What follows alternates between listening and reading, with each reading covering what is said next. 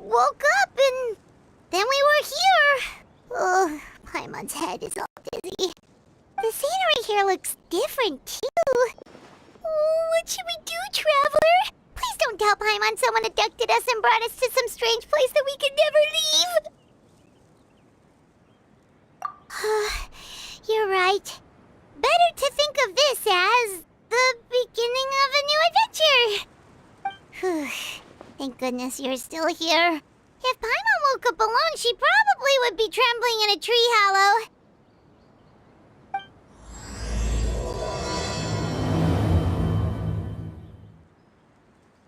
Let's follow this path for now. We might be able to meet someone and figure out what this place is all about.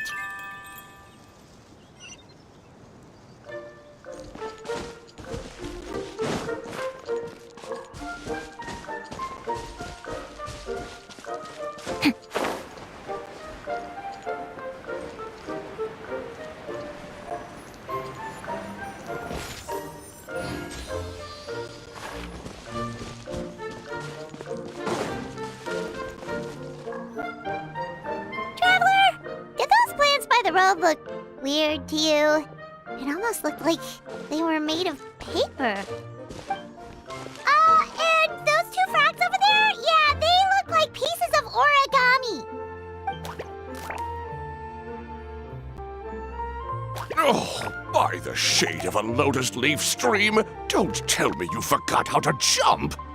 I didn't forget, Firecracker. I'm just not sure if what I remember is correct. Next thing you know, you'll have forgotten how to sing, much less notate a score. You still remember why we call you Stream, don't you? Yeah, because I've got a great singing voice. Although these days, the name seems more ironic than anything. Not just a great voice, one that evokes the gentleness of early morning dewdrops flowing into a spring. So cheer up and make the jump over. If you're still unsure, just use that roll of magic thread. I won't laugh, I promise. Now, don't tell me you've forgotten how to use that as well. I haven't forgotten everything, Firecracker. Your name, for instance. It's kind of hard to forget that you're named after your fiery temper. Now do me a favor and pipe down for a second. I'll be right over.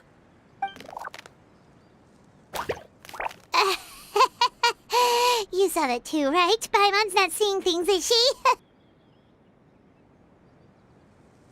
This place is getting more confusing by the second. Anyway, why don't we go after those two frogs? They didn't look evil or anything. Plus, they might be able to help us out.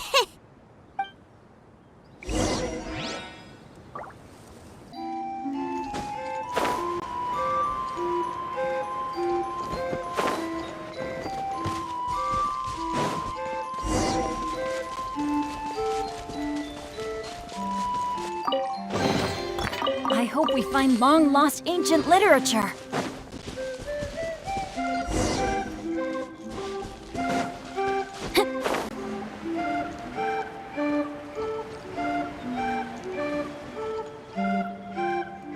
Guess we're not catching up to those frogs. They were so fast. Paimon couldn't even tell where they hopped off to in the end. Excuse me, honored travelers. Did you come from the Cliff of Prophecy, perchance? The chubby paper hamster just talked. Chubby? Who are you calling chubby? I've just got a slightly thicker layer of paper on me, that's all. Allow me to introduce myself. My name is Armand, and I'm an elder of the Forest of Blessings. I've been waiting here for the hero of prophecy to arrive. Traveler, could you pinch Paimon just to make sure she's not still dreaming? Pinching, you say? Well, I can help with that. Although you'll have to get a little closer. My arms are rather short. That's all right. We just need a minute to collect ourselves. Okay, let's think things through. We know for sure this isn't the world we're familiar with. The talking paper animals and all the paper trees and plants make that pretty clear. The hero from another world, supported by their companions, shall restore peace to the world. That is what the prophecy says. Dearie me, I completely forgot to introduce you to this world, didn't I? And here I am, getting all excited by the arrival of the hero. You'll have to excuse me. This old brain isn't what it once was, all shell and no nut. Oh well, perhaps my once glossy paper has faded past the point of no return. It's okay, really. You can just tell us all about this world now. Let me think. Where should I even begin? Pretty much forgotten everything that happened in the past. Right. I believe the story circulating along the pulp of this forest goes as follows. A long, long time ago, 3 goddesses created this world and named it Simulanka. The goddess of creation, who presides over matter and magic, created the mountains and rivers and gave us life. Her powers also paved the way for Simulanka to exist in numerous worlds. After the goddess of creation came the goddess of prophecy, with dominion over the stars and the course of fate itself. She induced the sky to spin and the earth to move. Even to this day, her statue still stands tall at the highest point of Constellation Metropole. The final goddess was the goddess of fate, she who reigns over all treasured tales and dearest wishes. She bestowed upon us the fierce and everlasting feelings of love and hate, and showed us the meaning of death and hope. Whoa, they all seem super impressive. Sounds like they really did a lot. Of course. All new residents of Simulanka come to the forest to thank the goddess of creation for founding this world, and travel to Constellation Metropole to witness the divinations of the goddess of prophecy's numerous oracles. After that, they make their way to the end of the world and tell the goddess of fate about their most cherished dreams. Well, at least that's how it used to be. How it used to be? Did something bad happen?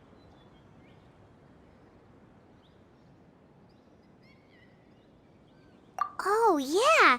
That has to do with the hero you're waiting for, right? Yes, this old brain of mine may have forgotten many things, but I will never forget the day the evil dragon descended upon our forest. It came down from the skies in an ominous black mist and ravaged our homeland. Its gigantic footprints can still be seen in the kingdom of breezes and bells. We're incredibly fortunate that no one was hurt. Sounds terrifying. The terror doesn't stop there, I'm afraid.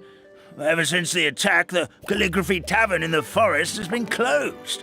No one knows why, but it's a catastrophe of the highest order for us, forest dwellers. A catastrophe of the highest order? All because a tavern closed? If we were talking about Mondstadt here, Paimon might understand, but is it really all that serious? Good goddess of creation above, we'd take even the greatest flood over the closure of the tavern. Wet paper will dry out with time. Fallen trees can be restored. But the Calligraphy Tavern is the only source of the magic tonic that sustains all creatures in the forest. Magic what? Magic tonic. It was gifted to the forest by the goddess of creation herself. A special potion that helps us maintain our vitality. Well, our bodies will gradually crumple and become brittle until they eventually disintegrate entirely. Our colors will fade and we'll start to lose our memory until we can't even remember our own names. But wait, Grandpa Almond, does that mean you've already... Oh, I'm afraid so. The color has all but completely faded from my paper. To be honest, all I really remember is that I'm supposed to wait here for the hero of prophecy. But I've already forgotten who gave me that order to begin with. Then we've got to act fast! How can we help? Oh, brave Pixie. May the goddess of fate reward you and your friend for your kindness. Could it be you're the heroes I've been waiting for all along? Not sure how we know that. Plus, we can't even remember how we got here, so it's not looking too promising. Well, this is turning out to be quite the conundrum for old Almond Brain here. The prophecy never mentioned anything like that. For now, why don't you come with me to the Hut of Blessings? Our forest fairy lives there. Maybe she'll know what to do. Whoa, a forest fairy? Like one that knows magic? Oh, you betcha. She's prophesized to join the hero on their journey. Well, then she sounds like exactly the kind of person we need. Please lead the way, Grandpa Almond.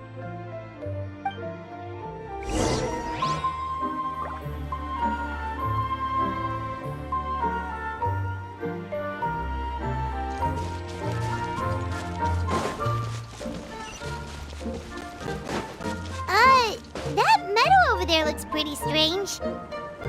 Well, that's what the Calligraphy Tavern looks like. Now it's lost all of its color. This is the place. If you could just wait a moment, the fairy should be... Traveler! Paimon! Paimon knows that voice. It's really you! I'm so happy to see you!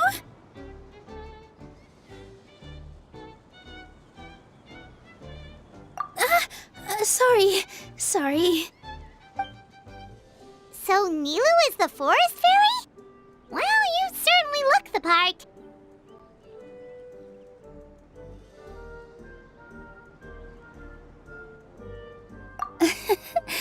Thank you. To be honest, I'm still getting used to it. It's the weirdest thing.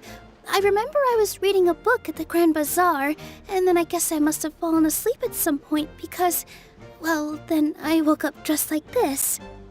And in my dream, someone spoke to me. They said, "You are the fairy of the Forest of Blessings. Now go, save the forest with your magic." At first, I thought this whole world was just part of the dream, but no matter how hard I tried, I couldn't seem to wake up. I couldn't find anyone I knew from the real world either. Sounds similar to what happened with us. We also have no idea how we got here. Anyway, sorry for my reaction back there. I got a bit too excited when I saw you two. It's okay, we totally understand. We were looking for a way out, too. At least we know we're not alone. Oh, blessed be the goddess of fate above. You're already friends with the fairy of the forest. Grandpa Almond, thank you so much for bringing my friends here. Could you let the others know I'm coming? I'll head over right away. Of course, leave it to me. Hey-ho, pistachio. Today truly is a blessed day.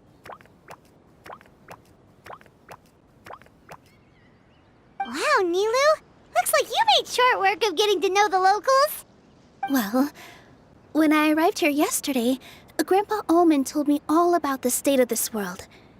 Since they think of me as their forest fairy, I just felt like I had to try to help them. Oh, so you mean like using some kind of forest magic to repair the tavern? Unfortunately, I don't know how to use the magic of this world. I've tried using my vision, but it doesn't seem to work here. If the books stored in this hut are anything to go by, this seems to be the place where the goddess of creation first made the townspeople of this forest. She folded the pages of books into small origami animals, gave them life with her magic, and with time, that's how the Forest of Blessings took shape. Maybe one of the books here could teach us how to use magic. I read them all, but only found one reference to magic. The incantation, abracadabra, means to create what I say. This is a world made up of words where fantastical powers can be wielded by all.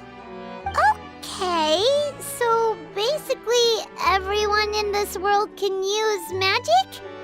That's nice, but still kind of vague. Yeah, from the other books I read, it seems like this goddess really likes to play fast and loose with the details. So, what should we do now? Didn't you say you were going somewhere, Nilu? Oh, yes. I was going to help some of the other residents of the forest. They've been busy making preparations to reopen the tavern, so I thought I could help out. Got it! Guess we should just focus on what we can do for now. This whole thing is making me pretty nervous, actually. It's like I've been pushed on stage without being taught the choreography. Since I'm already wearing the costume, though, I might as well try to play the part. It's what a professional dancer would do.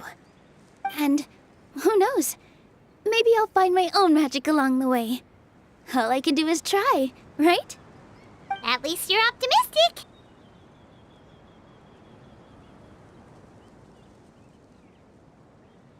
Thank you. Then let's go.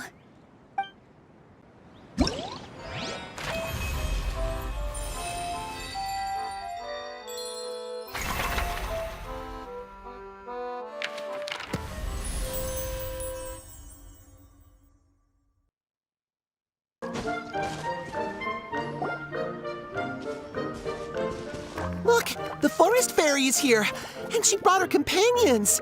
Grandpa Almond was right, they do look promising. Hello there, everyone. I heard you were working on the piping for the calligraphy tavern. Is there anything we can do to help? Oh, we wouldn't dream of troubling you with our petty problems, my lady. Don't you worry, we have it all under control. You sure about that? Because from where Paimon's floating, the piping is looking pretty chaotic. Yes. We have my careless friend to thank for that. He promised we could leave the pipe connecting to him, and, well, the results speak for themselves. Hey, I just wanted to inspect each pipe. This is the network the magic tonic has to flow through. I was just trying to be thorough, so I disassembled the whole thing. Yeah, and now you've forgotten how to put the thing back together. Have you been eating too many nuts again? 'Cause you are what you eat. Please don't fight. I know everyone wants the tavern to reopen as soon as possible so that the forest can return to normal. So, why don't you let us help out? Yeah, we're here anyway, so we might as well be helpful.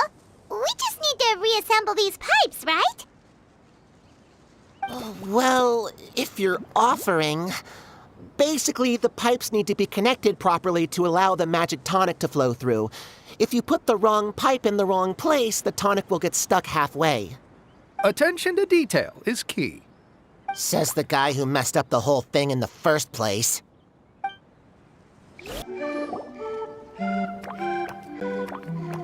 Oh, amazing! You did it! Now the tonic will flow into everyone's cups without getting stuck, right? Oh, gotta say though, Paimon is starting to get pretty curious about this magic tonic. Could she have a teeny tiny sip? Just a little taste, please?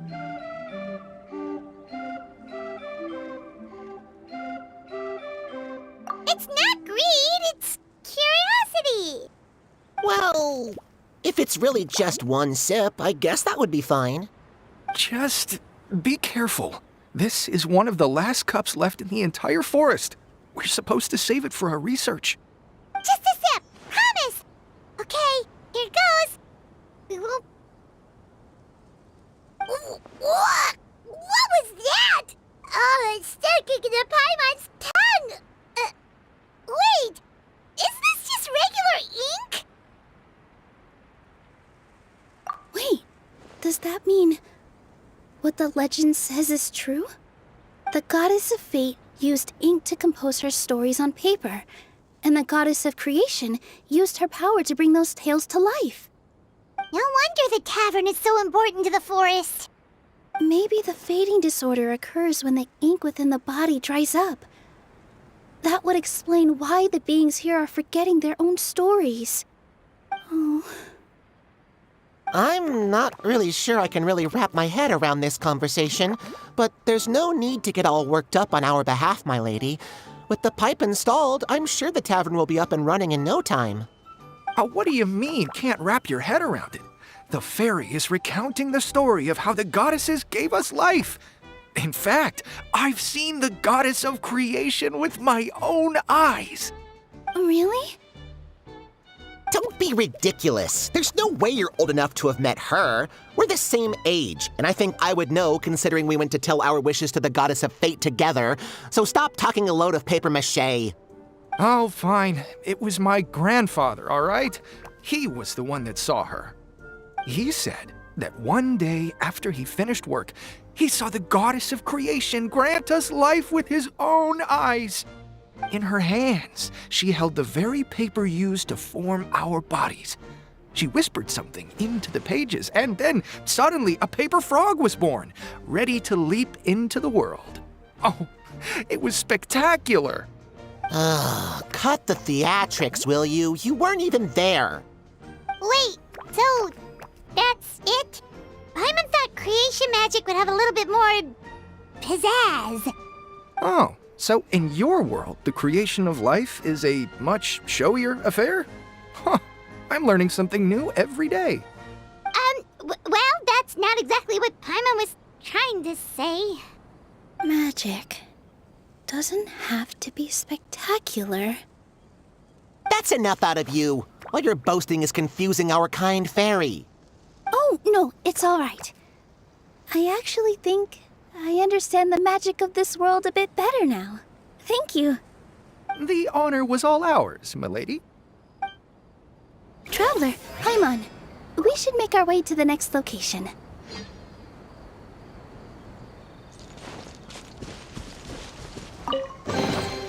Excellent.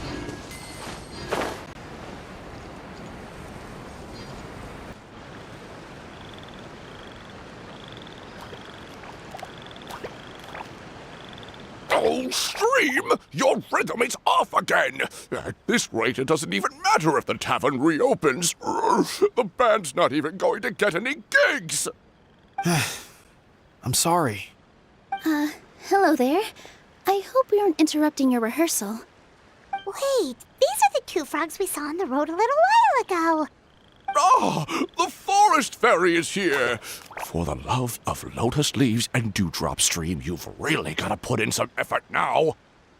But Oh, don't pressure yourselves on my account. Are you rehearsing for a show? Sure are. You see, our group regularly performs for guests at the tavern.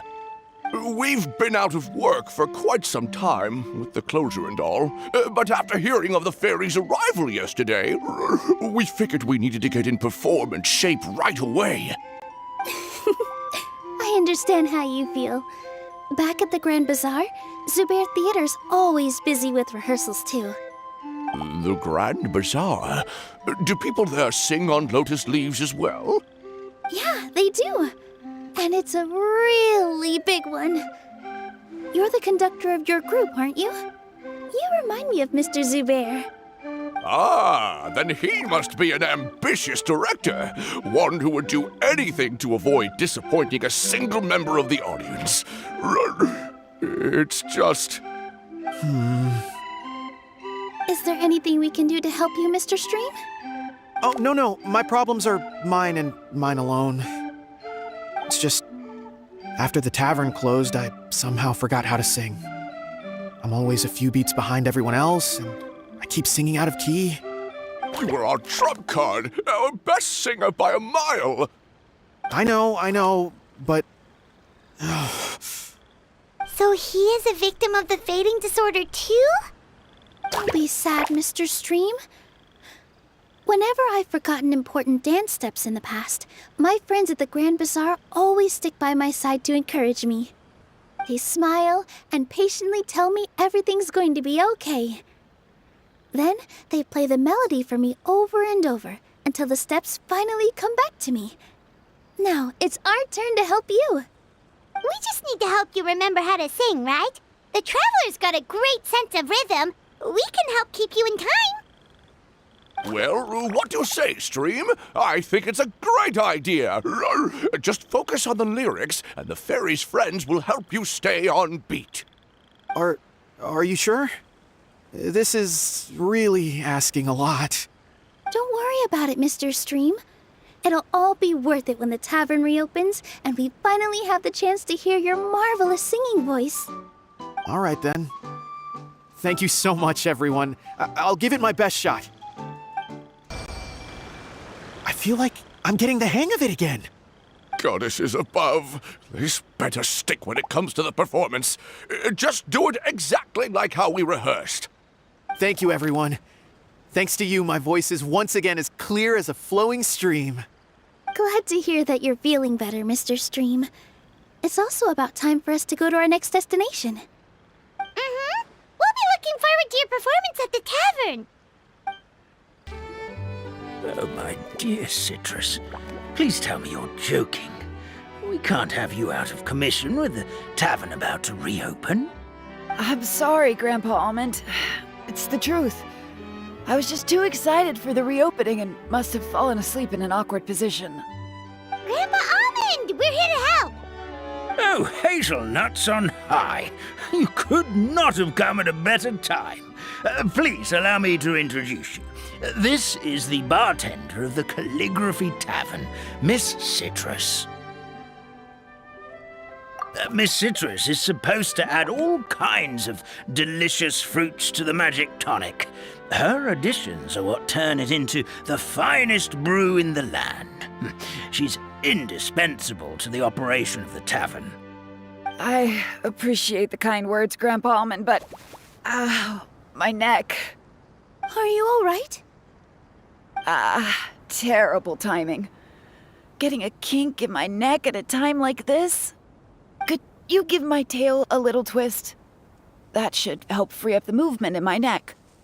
I would do it myself, but I can't reach my own, and Grandpa Almond is too old and as light as a feather. The neck and tail are connected? Of course they're connected. Just like how you can't have a rainbow without rain. Anyway, you just need to position me at the right height to pick the fruits, and then put them in the barrel over there. Perfect! My neck feels much better. So there really is some kind of connection between your neck and tail. Thank you so much, everyone. I can rest easy now, knowing the drinks at the tavern will be just as wonderful as before. That's another problem solved! Well, since we've taken care of most of the tasks, all we need to do now is reopen the tavern. But we still don't know how to use the magic of this world. We don't even know why the tavern closed in the first place. Oh, what about the method that one hamster mentioned? You should try it, Nilu. You mean the creation magic his grandfather saw outside the Hut of Blessings? I wonder. How exactly did the goddess of creation give them life? Maybe you don't need to understand it. Just give it a try. Everyone here calls you the Forest Fairy. Maybe you have the magic powers already and you just don't know it. In other words, this forest is a stage. And all I need to do is step out into the spotlight? Sounds just like a fairy tale. Well, we are surrounded by talking origami animals and magic potions after all. Almost seems like anything's possible in this place. You're right, Paimon. We won't know anything unless we try. In that case, let's see. This is how you do it, right? I think I got the folds right. Whoa, your origami skills are great! I once saw one of our prop people making something similar. It looked really cool, so I took some time during my break to learn the basics. It's not a bad way to stave off sleepiness either. Well, how do you feel? Sense any, magical powers flowing through you?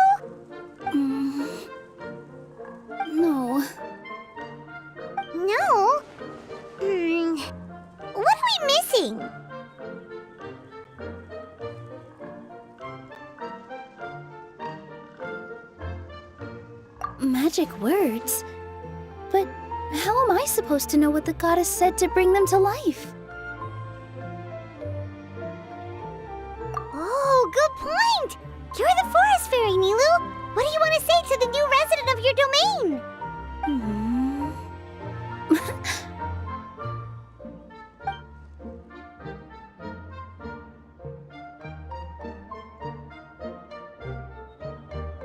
I bestow upon you the blessings of the forest and offer you a home in this land. Your name shall be Harisara. May you bloom in this world as beautifully as the flower I love. My name is Parisara. It worked! It actually worked! Well, peel my shell and call me a nut. I never imagined I'd witness such a miracle at my age. It's just like what the stories said about the goddess of creation. Shell? Miracle? Nice to meet you, Parisara. I'm Nilu, the fairy of this forest. From this day forward, this place is now your home. Hello, Fairy Nilu. I hope you'll grow up happily in this forest. Grow up. Oh, you can leave the little one with old Almond for now. Oh, this sure brings back memories. It's been such a long time since we last held a welcome ceremony. Here, Parisara. Come to Grandpa Almond. Well, now that Nilu has mastered the goddess's magic, we should be able to reopen the tavern, right? Grandpa Almond, could you send a few people to check the underground space beneath the tavern? Oh, of course. May I ask why? The moment I used magic, I sensed something strange down there. I have a feeling it's connected to why the tavern had to close down. Of course, we'll look into it right away. Make sure you listen to Grandpa Almond, Parisara. Don't go running off on your own. Parisara. Listen. Running! Hey, come back here, you! Wait! Yep, that's Nilu's creation, all right. She's got so much energy. Anyway, how did you manage it, Nilu? Well, all I did was say my wishes for her out loud. Maybe the magic is in the words themselves, just like the book said. This place is seeming more like a fairy tale by the second. I mean, we're somewhere called the Forest of Blessings, so it kind of makes sense. Well, anyway, Paimon thinks this magic suits you perfectly, Nilu.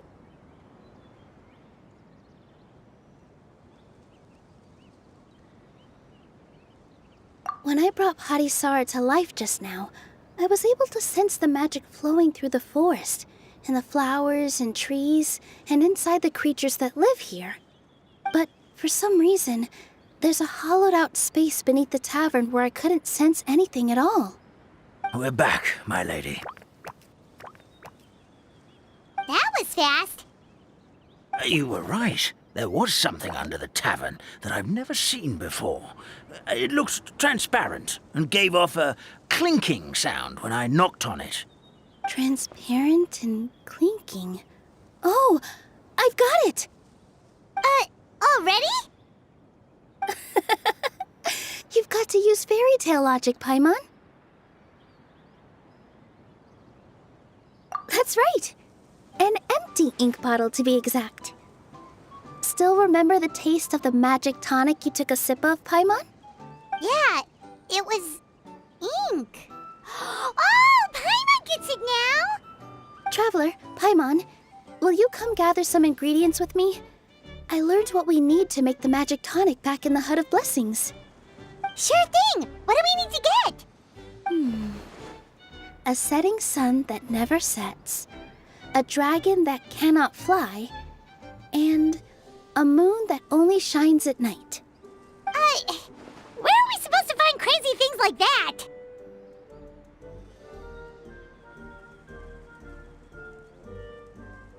What? How did you get that so fast?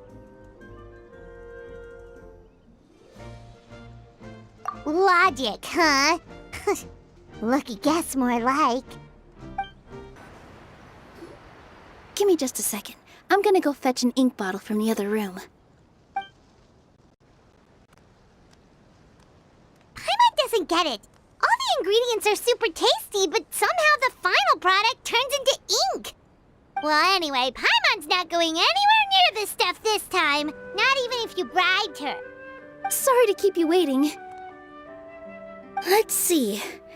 According to the book, first you do this, then this, and then... It's done!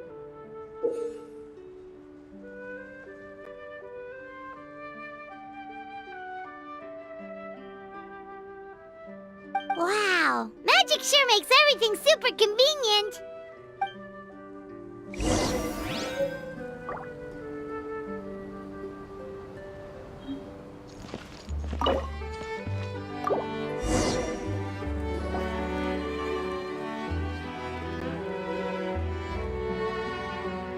Yes, this is it. This is exactly the magic tonic we need. Grandpa Almond, could you take the concoction to the room underneath the tavern and place it next to the transparent bottle you found? I'll handle the rest. Of course. As you command, so it shall be done. I still get nervous at times like this. It's just like when you step on stage and you can tell that every single person's gaze is fixed right on you.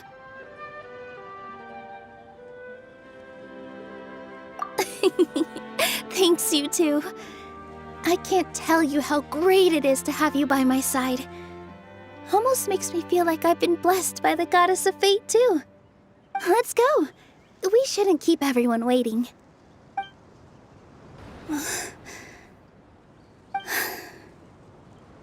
Forest, please heed my words and accept my blessings. May your spring of wondrous magic never run dry. And may all who call you their home lead happy, fulfilling lives.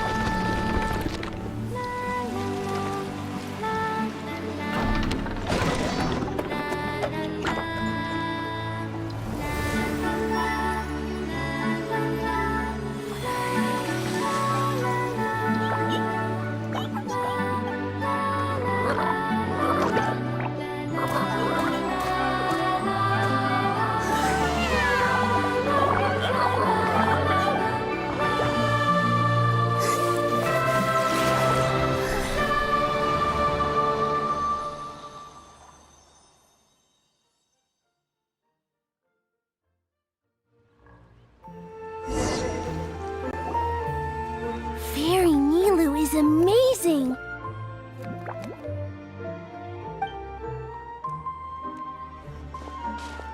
Wow, it's so pretty. What a beautiful tavern. It matches the scenery of the forest perfectly. I was so surprised when it suddenly opened up like that. Just like a pop-up book.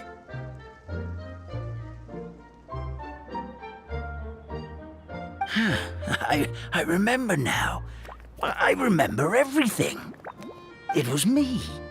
I was the one who went to the top of Constellation Metropole and witnessed the goddess's prophecy. The hero who shall save this world will descend upon the cliff of prophecy.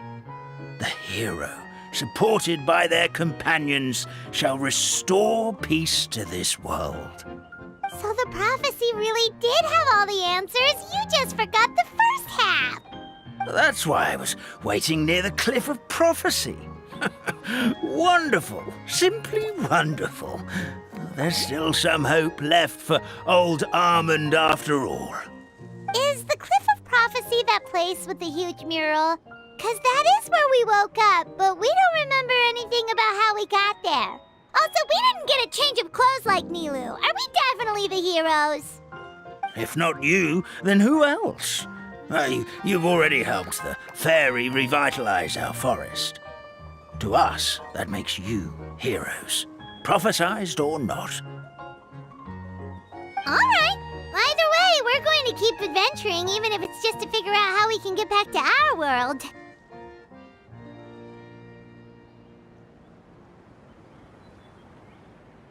Yep, that's exactly right! Helping people we meet on the road is kind of our thing. As expected, the words of the goddess of prophecy always come true. I'll come with you. It can't hurt to have a magical fairy tag along, right?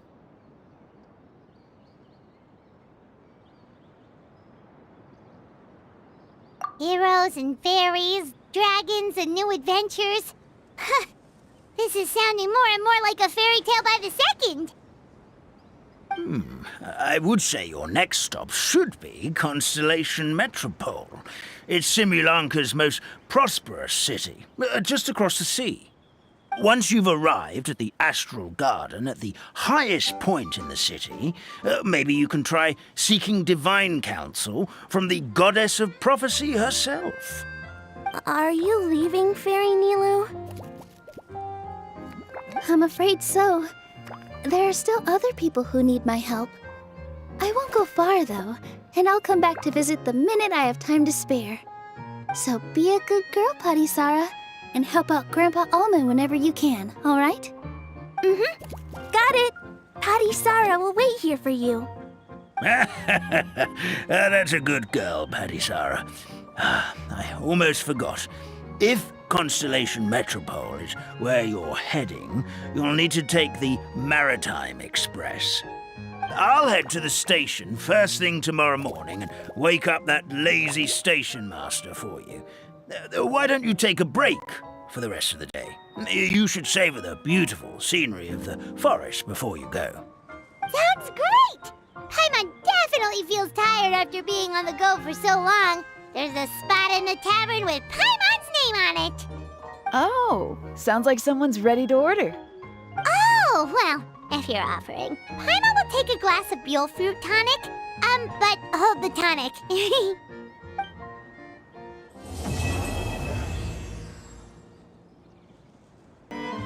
Get up, said Jewel.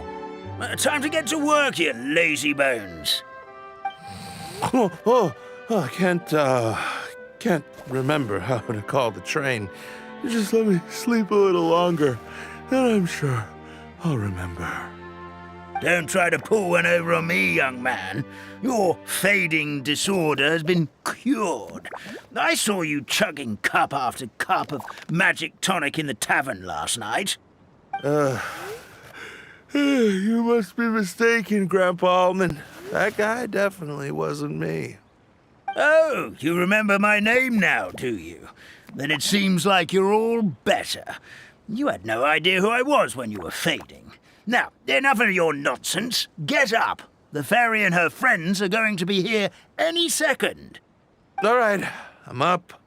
The Maritime Express should be here soon. That's more like it. Lie there any longer and you'll start gathering dust. Is everything okay? The hero, his pixie companion, and the forest fairy. Oh, I didn't know you were already here. Merciful macadamias. I'm sorry you had to see that. Oh, it's all right. Paimon knows the feeling. Who doesn't want to sleep in first thing in the morning? Does the Maritime Express run out of Constellation Metropole?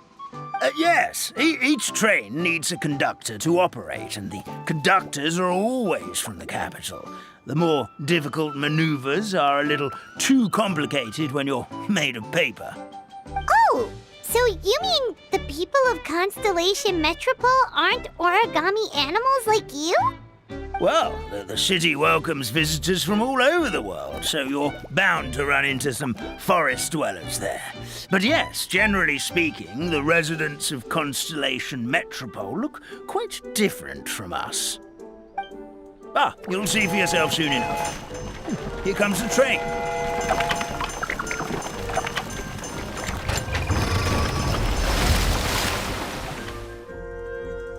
Pleasure to meet you, everyone. My name is Will, and I'll be the conductor for your journey today. I'm assuming you're the ones who called the train.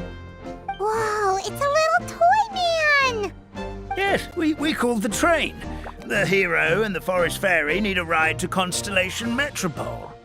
The hero and the forest fairy. The ones from the prophecy. Oh, why didn't you say so earlier? We could have prepared a far more luxurious train. I'll just go back and get a better one. That's okay, Mr. Wheel. We're trying to get to the city as fast as possible.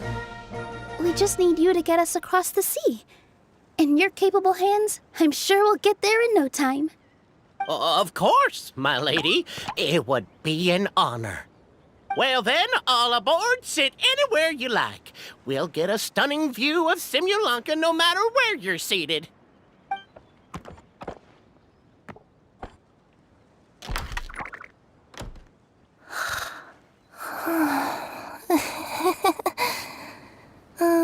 Breakfast. Did one of you just say something?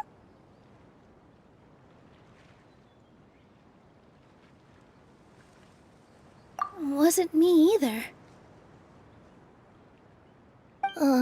Breakfast. No, come back. Sounds like the voice is coming from inside the train.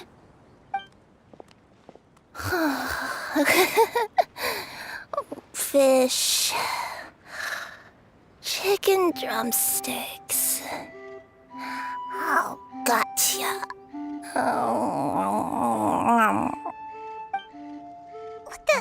What's Kirara doing here?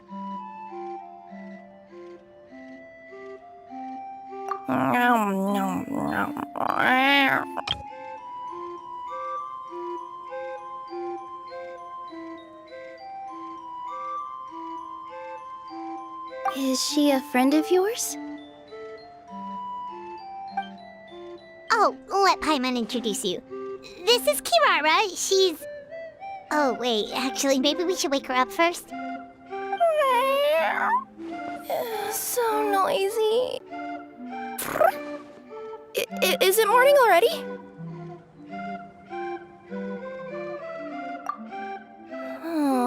Morning.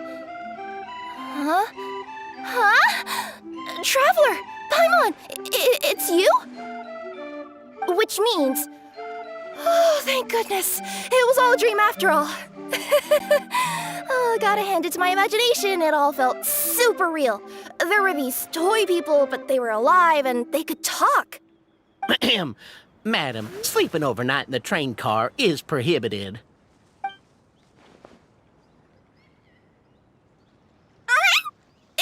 It wasn't just a dream? It's all right, Kirara. Apparently we're in a world called Simulanka.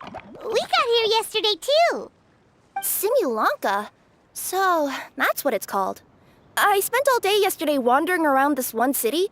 The toy people called it Constellation Metropole. I was trying to find a way to get back home. I was seriously starting to think I'd gotten on the bad side of some great yokai and gotten swallowed whole. I take it you're Inazuman then, Miss Kirara? She sure is. But, Kirara here is kinda special. Let Paimon introduce you for real this time. Kirara is a Nekomata from Inazuma. She works as a courier for Komaniya Express. Nice to meet you. I'm Nilu, a member of Zubair Theater. You can usually find us performing in Sumeru City's Grand Bazaar. Right now, though, I suppose I should introduce myself as the Fairy of the Forest of Blessings. Oh, you're Nilu! I've heard a lot about you from my deliveries in Sumeru. I even saw one of your performances back in the day. You're an amazing dancer. But, did you say you were a forest fairy? Oh, yeah, that's her new identity here in Simulanka. Oh, speaking of new identities, looks like you got a new outfit yourself, Kirara! Yeah, I know. It confused the heck out of me yesterday. I just woke up in a set of brand new clothes I'd never seen before. That must mean you have a big part to play here, too!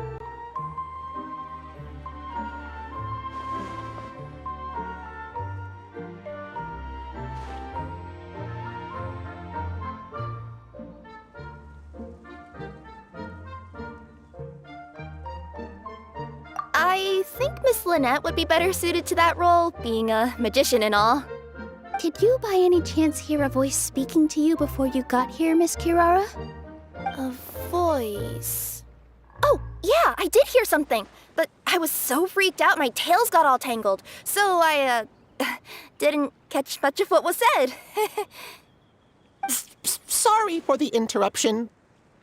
But this Nekomata friend of yours, she doesn't eat hamsters, does she? Or frogs? Oh, no need to worry, little guys. I would never do something like that. Well, unless I'd been out in the wild too long without anything to eat. Oh, speaking of eating, I am getting a little hungry.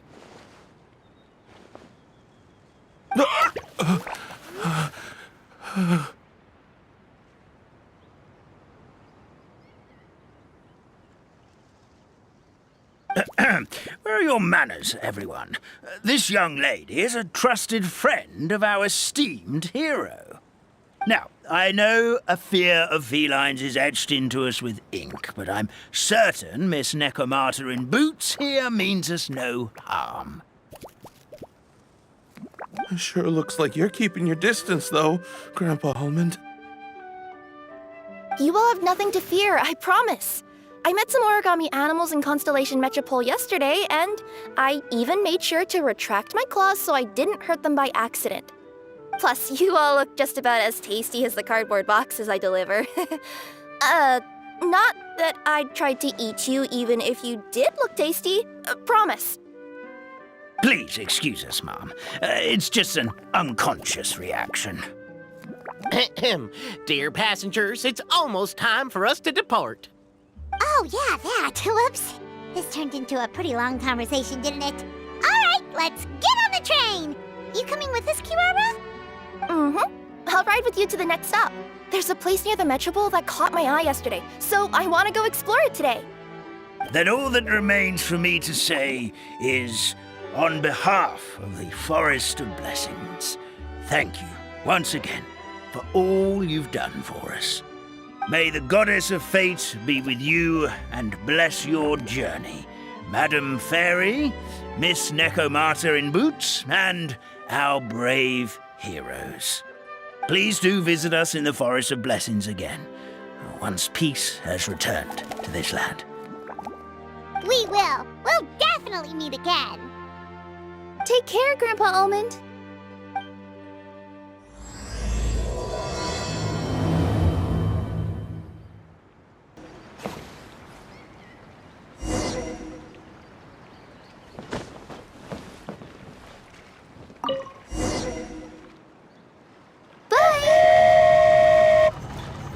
Have a safe trip!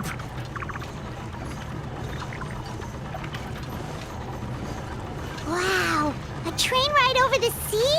What an incredible view!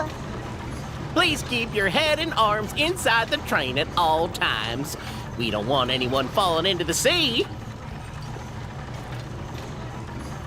There's a train coming the other way, too! Hey! Now that the fading disorder is cured, I'm sure the forest will be a lively place again in no time. I gotta go explore that forest at some point. It looked so pretty from the train. I just hope they, won't be too scared of me. We'll be arriving at our destination shortly. Please prepare to disembark.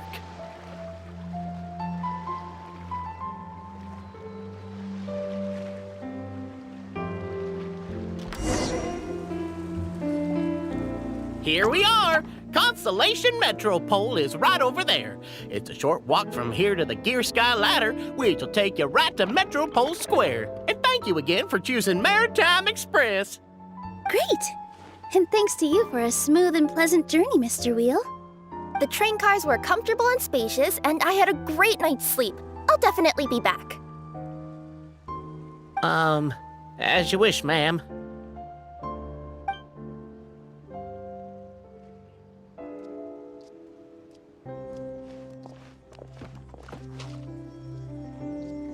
Where should we go next? Is that place you wanted to check out nearby? Mm-hmm. I took a walk around yesterday, and it felt like there was something weird about it. So, I think I'll indulge my curiosity and go investigate. Want us to come with you?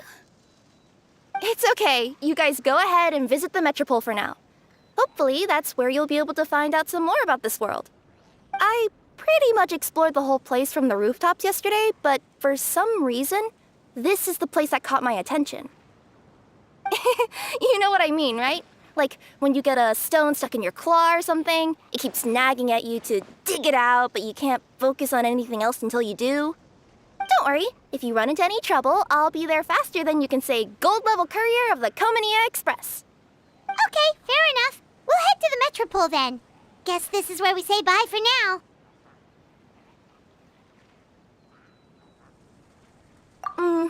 Don't worry about me. Let's not forget, I'm a yokai. But... Help me! Help! Oh, Goddess of Prophecy above, would you kind souls please help us? What happened here? Why are you all suspended in midair? I mean, being stuck in midair still beats falling to the ground and being smashed into a pile of blocks, but... I told him to be careful, but... No. Never mind. Now's not the time for that. My good friends, could I trouble you to turn the clockwork key over there? I'll explain everything in a bit.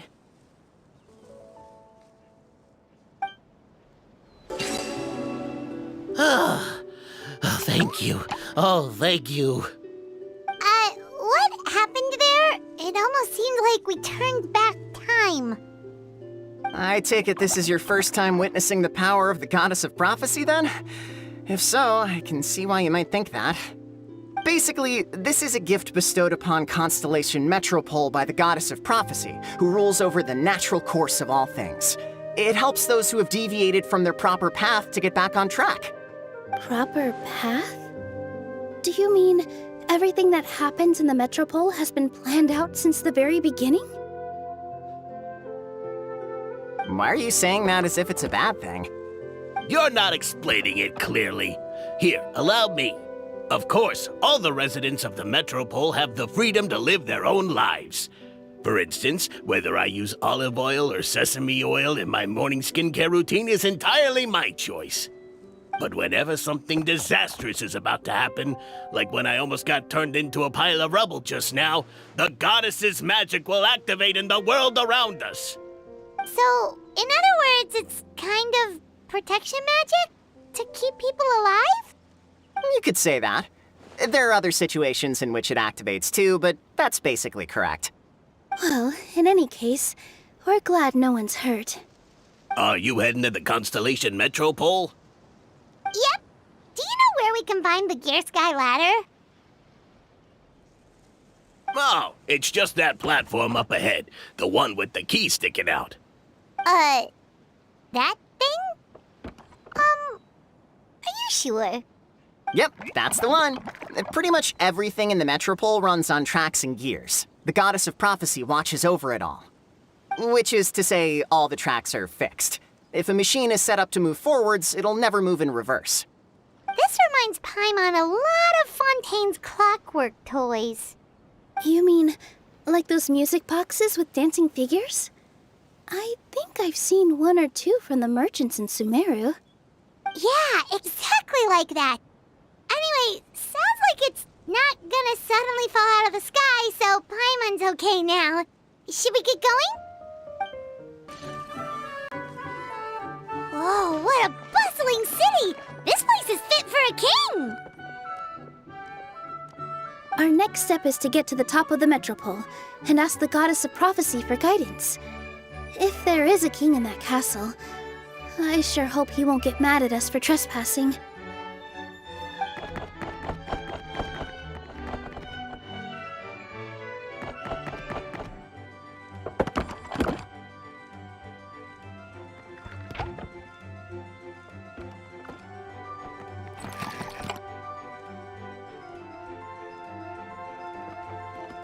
Make way for the king!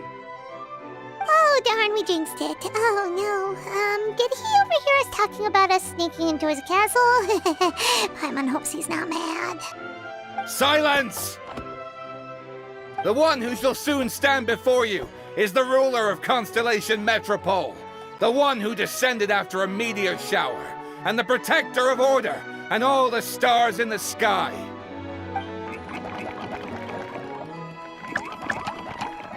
That's a long list of titles. I bid ye welcome, guests from afar.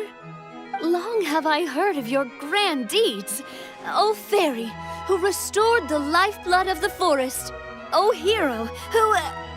huh? Navia! Hold your foul tongue! How dare you utter Her Majesty's name?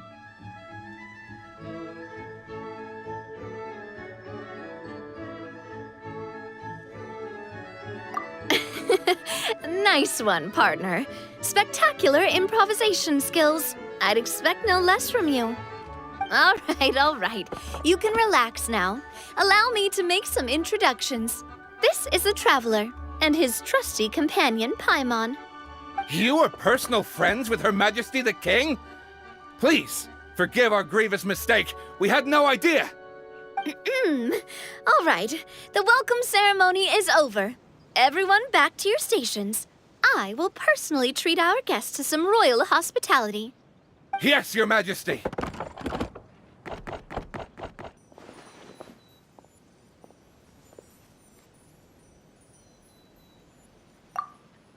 Oh, come on, I've already sent them off. So anyway, how did you guys get here? We were gonna ask you the same thing! Also, how are you already king of this nation? And where did you get a crown? Oh, wait, don't say it! You just woke up like this, right? Sounds like you've answered your own question. But before I woke up, I heard a voice say to me, "You are the king of Constellation Metropole. Now go forth and save your city." A similar thing happened to me. Oh, yeah, sorry. You must be the fairy of the Forest of Blessings, right? Mm-hmm. This is Nilu, a friend that we made during our time in Sumeru. Nice to meet you, Miss Nilu. I'm Navia, the president of Spina di Rosula. If you ever get the chance to go to Fontaine, make sure you come and visit me. I'm based in Poisson. Seems like you're taking this all in stride. Aren't you nervous about getting stuck here and never being able to get back home? Why would I be worried about that? We've faced much bigger problems than this before, and we always pull through. This should be a piece of cake. Besides, life's always full of surprises. You gotta learn to just enjoy it. That sounds like a great outlook on life. You have a very optimistic spirit. Thanks, I'll take that. Honestly, though, it also puts me at ease to find out that you guys are the fairy and heroes that I've been hearing about in this prophecy. We're kind of veterans at dealing with prophecies by now, aren't we? About that, has anything bad happened in the Metropole? We heard about an evil dragon. Did it make a mess here too? It sure did. Apparently, for whatever reason, he went for the stars above the city recently. Literally just flew up and started snatching them out of the sky. Luckily, the guards responded quickly and stopped the dragon from taking them back to his lair. Unfortunately, though, he dropped them before he flew off. Now they're scattered all around the Metropole. I've been out trying to retrieve them, but I only managed to get one of them before you showed up. Oh, I didn't ask yet. What brings you to the Metropole anyway? Oh, Paimon can explain.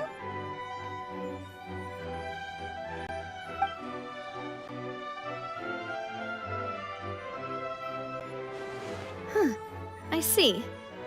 So, you want to consult the Oracle of the Goddess of Prophecy. Do you know how we can do that, Miss Navia? Well, the goddess's statue is indeed at the top of the castle. I can take you up there.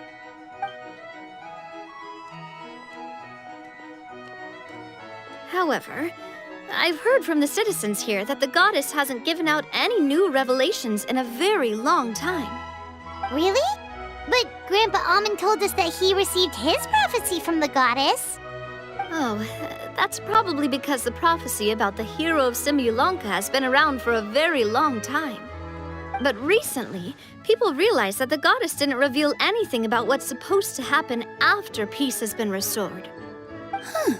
Okay. Still, can't hurt to try your luck. And maybe you can help me get rid of the invaders while we're at it. Invaders? So the dragon's not your only problem? Right. The forest isn't the only place where strange things have been happening to the residents. Have you come across the gift from the goddess of prophecy yet? You mean the protection magic that stops them from coming to harm? We saw it in action. Yep, that's the one. Over the past little while, this magic has been triggering far more frequently. We don't know if it's simply because the metropole has grown a lot more dangerous, or if there's a deeper reason behind it. Some residents find themselves getting stuck in a place and unable to move. Others start repeating the same thing over and over again, like they're trapped in some kind of loop.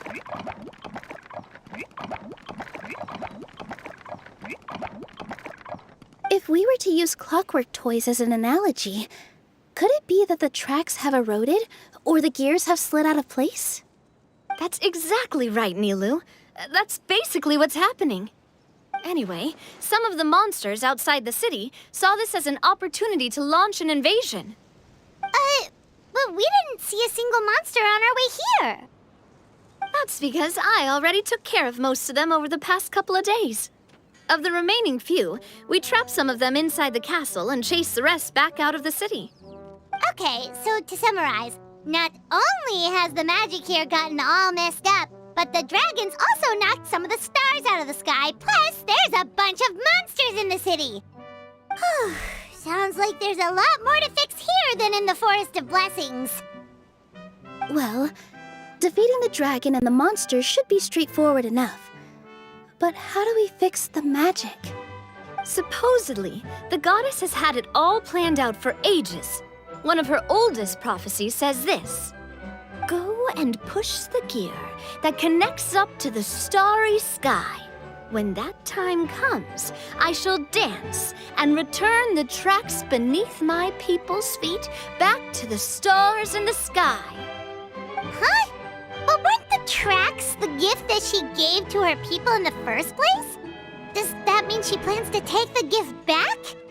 That's what the prophecy seems to be saying, yes. So, as a result, some people are against turning the gear, despite what the prophecy says, since they fear a future where they no longer enjoy the goddess's protection. But letting this drag on isn't the answer either, is it? No, and I think they know that. But they're just too afraid to take that final, terrifying step. They're still hoping there might be an alternative solution. Now, we could ignore their objections and go turn the gear ourselves, but...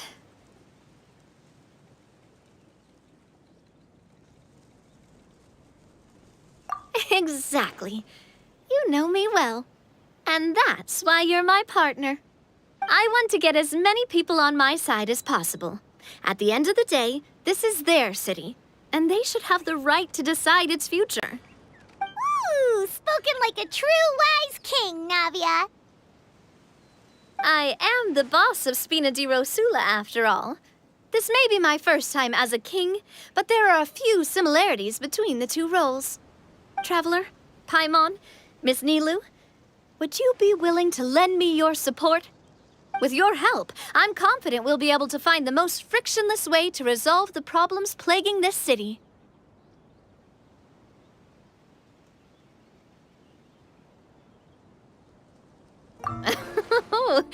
Not gonna lie, Your Majesty is definitely growing on me. Seriously, like we'd ever say no. We're your friends! No need to ask us so formally in the future. I'm happy to help too. This is a beautiful city, and just like the Forest of Blessings, I would love to see it return to normal as soon as possible. Ah, great. As the King of Constellation Metropole, I extend to you my gratitude. All right, everyone, follow me. I'll show you the way to the goddess statue at the top of the Metropole. And stay close. You don't want to get lost in my castle. It's huge. Drat! I can't move! What happened? Your Majesty! This conservative radical, he attacked us! He threw the star from the Astral Garden and even stole the magic thread linking the Oracle Pillars! But just as we were about to arrest him, the goddess's magic activated, and now we can't move! No! Nobody touched the celestial gear! What's an oracle pillar? You need to use it to pray to the goddess. I'll explain later. First, let's help these guys.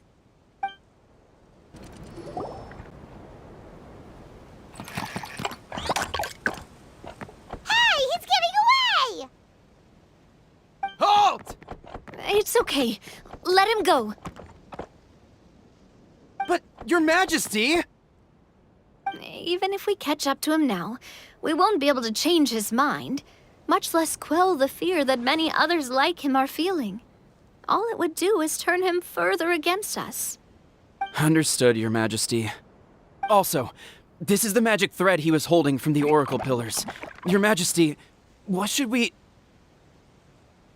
Ah, please give that to the traveler over there. I believe they have some questions for the goddess. Yes, Your Majesty.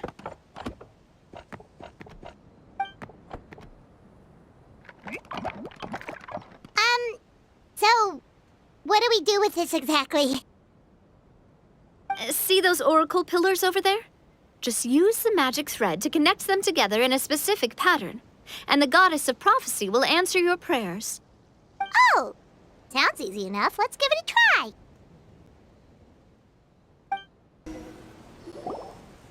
It worked!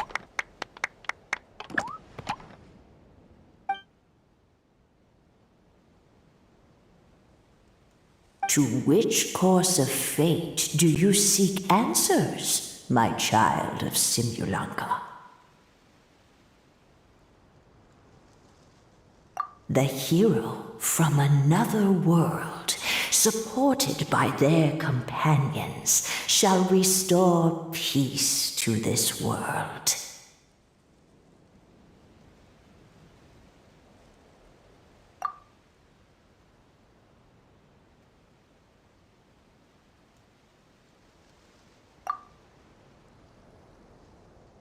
Go and push the gear that connects up to the starry sky.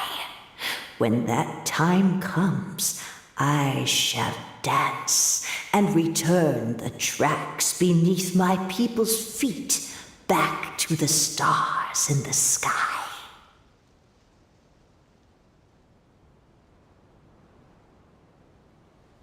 So, Miss Navia was right.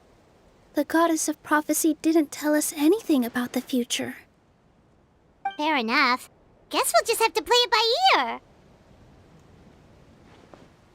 Then first, we have to restore the sky back to its original state by putting the stars back in their positions. Let me do a quick count. All right. Adding in the ones we picked up on the way here, I think that's all of them. Let's go hang these stars back up in the sky. In the sky? How do we get up there? Oh, I got us covered. We will, of course, be taking the Aerial Express. Is that a flying train? Hey, you already took a train that runs on water. Is a flying train really that much weirder? Well, at least the Maritime Express still runs on a track. Oh, come on, don't worry about it. This train has been blessed by the goddess of prophecy. Its whole purpose is to protect the Metropole skies. It took me a lot of effort to find it, you know. I don't think anyone's used it in, like, 100 years.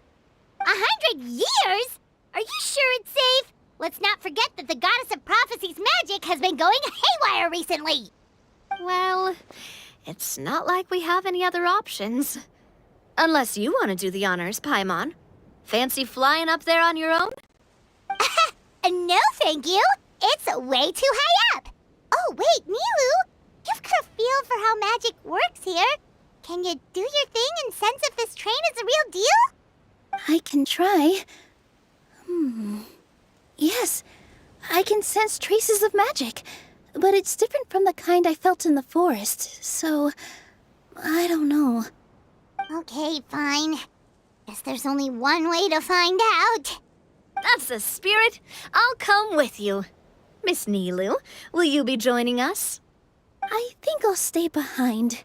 That way, if something does go wrong, you'll have someone on the ground to get you some help. That makes sense. If the train does break down, you can make us a giant origami crane to come bail us out. Or if a crane's too difficult, a finch could work. Choo-choo! Aerial Express moving out. Whoa, it really is flying! What an amazing feeling! I've never been on a flying train before. Neither have we.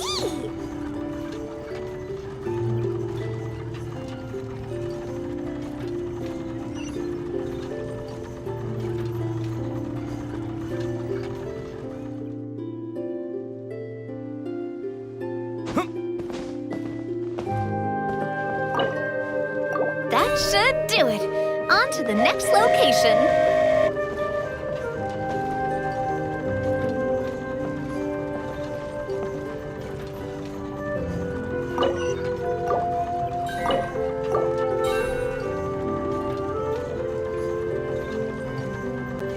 We're so high up. Don't look down. Don't look down. Oh, hang in there, Paimon. The hard part's nearly over. After that, it's downhill all the way. Don't say downhill all the way! That is the last thing Paimon wants to hear!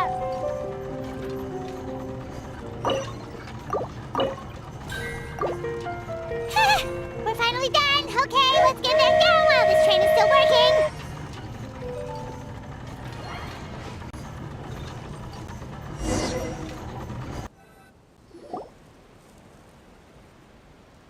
Great job! It looked like it all went smoothly. Yeah, and it was an absolute blast, too. You gotta ride with us next time, Miss Nilu. Huh? I'm okay. Thanks for... Halt! What do you think you're doing? Get out of my way!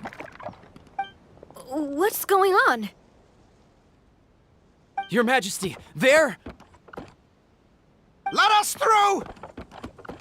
Stay back! It's okay. Let them through.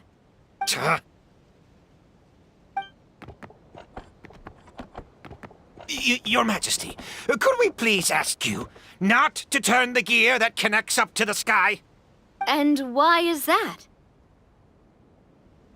As you have seen, the goddess's gift is very important to us. It keeps us from harm and protects our very lives.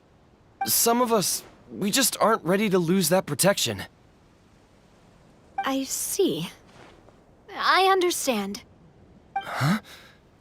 Your Majesty, do you mean... I won't turn that gear. Not until you're ready. What?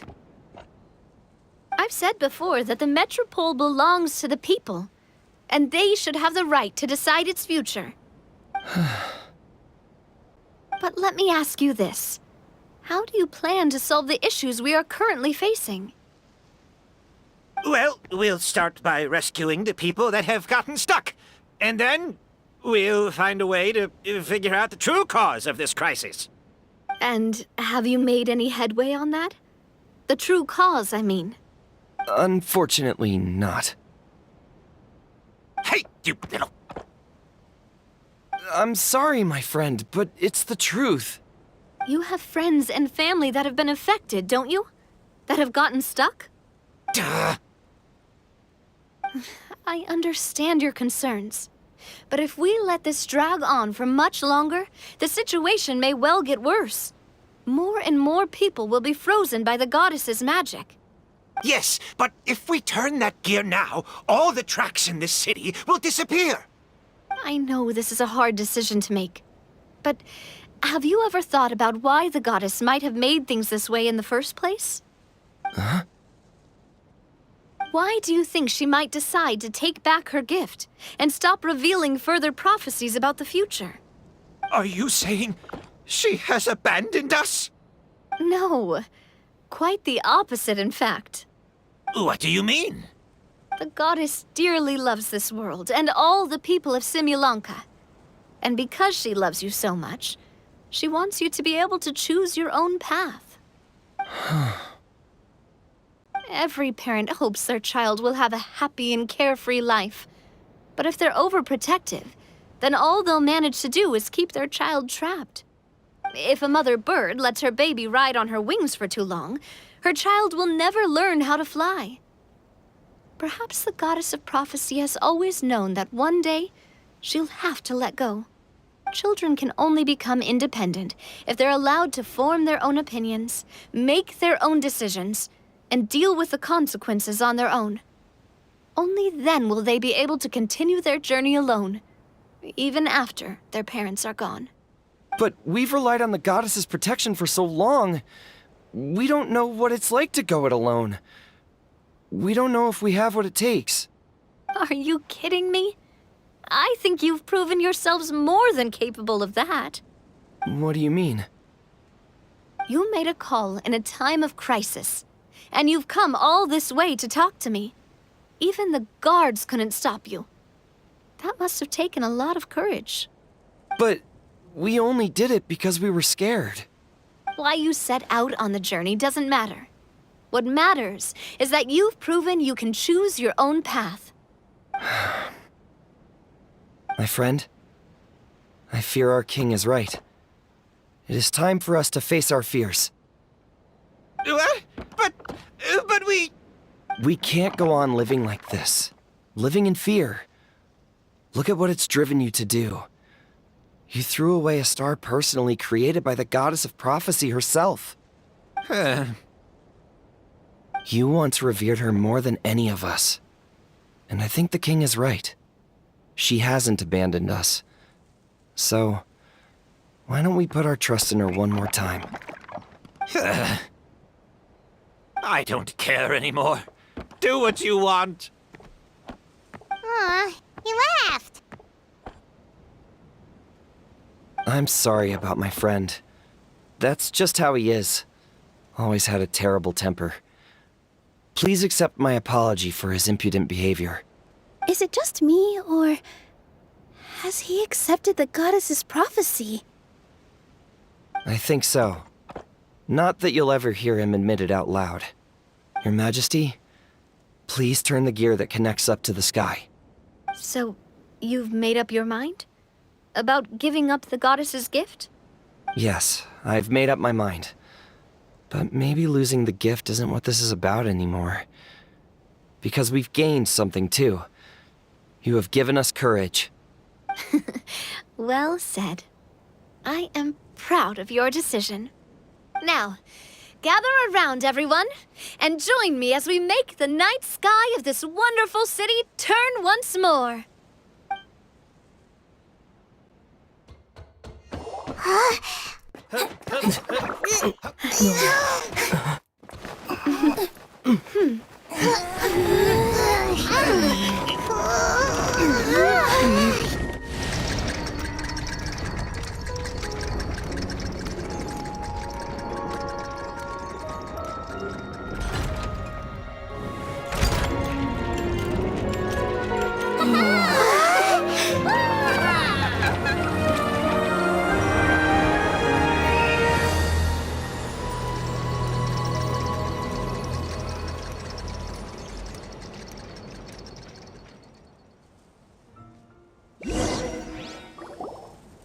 So the stars hanging in the sky, they're music notes. This entire metropole is a huge music box! That's incredible! How do you feel? A little scared and uncertain. But for some reason, I feel a lot more at ease. It's as if some kind of huge weight has been lifted from my shoulders. Figured out any next steps? To be honest, not really. But maybe I can start by having a heart-to-heart with that stubborn friend of mine. I have an idea. If you don't know what to do, why don't you start by helping the people around you? You mean the people who got stuck because of the goddess's magic? I mean anyone and everyone who needs your help. By helping others, you'll eventually find your own path. Trust me, I have experience in this. What kind of experience, Your Majesty? Yes. We'll need a formal organization with a catchy name before we go out and start helping people. Why don't we call it the Spina di Rosula? Spina di Rosula? Ooh, or even the Spina di Rosula di Simulanka. Yeah, that's catchy. Wow, big expansion for the Spina. Moving into other worlds now. Spina di Rosula. I like it. It's a great name. Let's do as Your Majesty suggests. Well then, how about I appoint you as the head of the Spina in Simulanka? While I'm off fighting the dragon with the other heroes, it'll be your responsibility to work with the guards and take good care of the people in the metropole. What? You're planning on fighting the dragon? But no, Your Majesty, you must reconsider! He's right. Your Majesty, you can't. How are you two on the same side all of a sudden? Perhaps Your Majesty is unaware of this. The great dragon suddenly broke out from the Titanium mines one day and tore the end of the world to pieces. After that, it spat out a strange fog that surrounded a whole island. No one knows what lies beyond the fog, and no one knows what has become of that poor island. Before Your Majesty arrived, we dispatched many soldiers to fight the dragon, but none came back alive. Yikes. Sounds worse than we thought. Isn't that all the more reason for us to go? There could still be guards trapped there, waiting for someone to rescue them.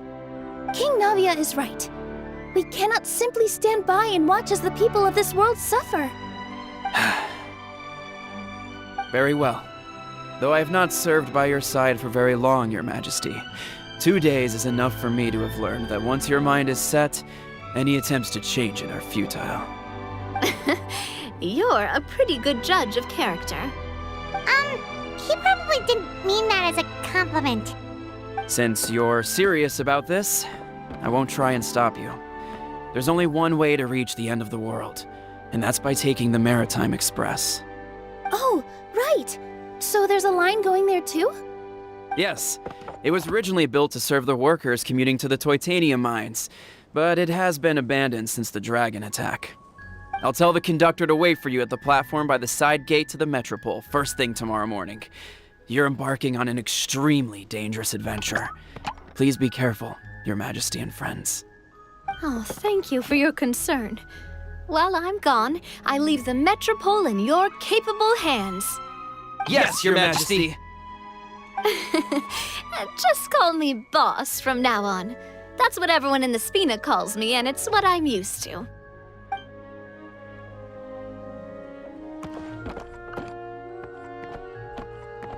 So, the plan for tomorrow is journey across the ocean, make it to the end of the world, and defeat a dragon. Whew, that's an adventure and a half. Do all storybook heroes have to work this hard? At least we'll get to see some amazing scenery along the way, right? Besides, we'll have each other. It'll be a shared experience that we'll never forget. Plus, we're pretty well equipped for a classic heroes versus dragon story. We got Miss Nilu as our magic caster, and I guess I'm the melee warrior who leads the charge? Paimon can definitely see that. Anyway, those are tomorrow's problems. Right now, all Paimon wants is to eat a proper meal, because worst case scenario, if Paimon ends up getting eaten by a dragon, she wants to do it on a full stomach.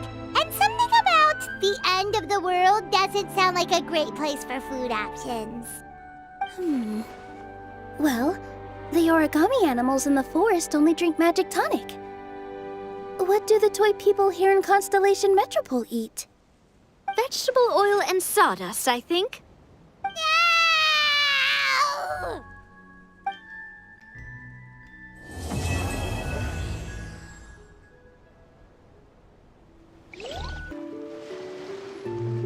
Carriage inspection, check. Wheel and axle inspection, check. Power inspection. Good morning, Mr. Wheel. Oh, good morning, heroes of Simulanka. Hey, our old friend Wheel is the driver again. That already puts Paimon at ease. Are you certain you don't want us to accompany you, Your Majesty? I am. You can leave the dragon slaying to us. My partner's a pro. He does it all the time. What remarkable friends Her Majesty has. With such great heroes by your side, I'm sure you'll best the dragon with ease. We won't keep you any longer. All right, then. Look after the city for me while I'm gone. Yes, Your Majesty. Just leave it to us. I think we're all set. Time to depart. Next stop, the end of the world!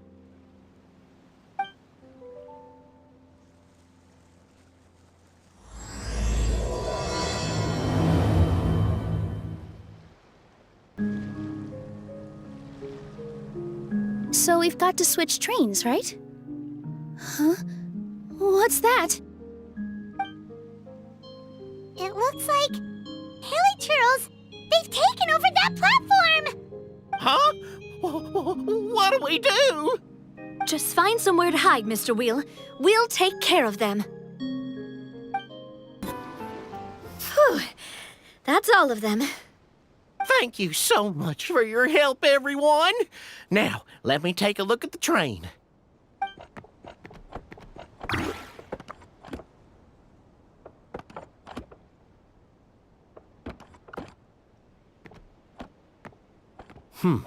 The carriage is a little scratched up, but there doesn't seem to be any real damage. And the engine's still operating normally, so I think we're good to go. Wonderful. Let's keep going then.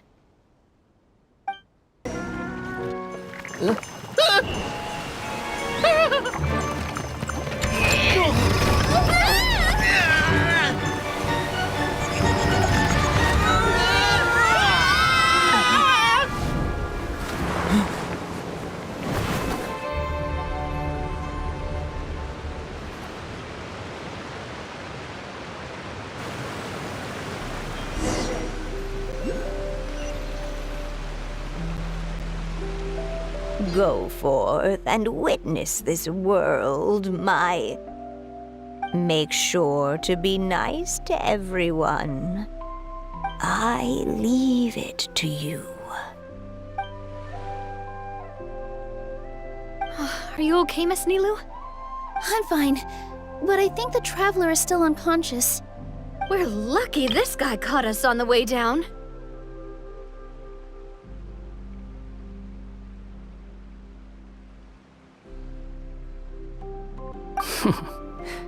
Passed out from a little fall, did ya?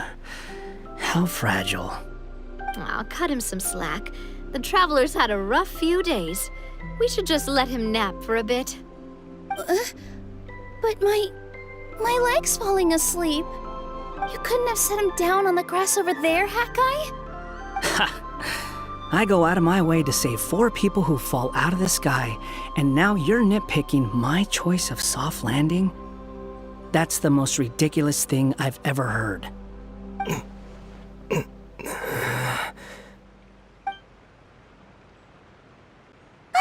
He's awake! Morning, sunshine. You were having a nice little dream there, weren't you? Not gonna lie, it was kind of adorable. You and your friends fell from the top of that waterfall, and you passed out along the way. Guess someone couldn't keep it together. Sorry to break it to you, but crashing into the ground doesn't take you to another world. That kind of thing only happens in those stupid light novels they sell in Inazuma. Also, he kind of, set you down in Nilu's lap, so that's where you've been napping all this time. Paimon! Oh, no. It's all right. I'm just glad you're okay. You didn't hit your head, did you? Is the dizziness gone?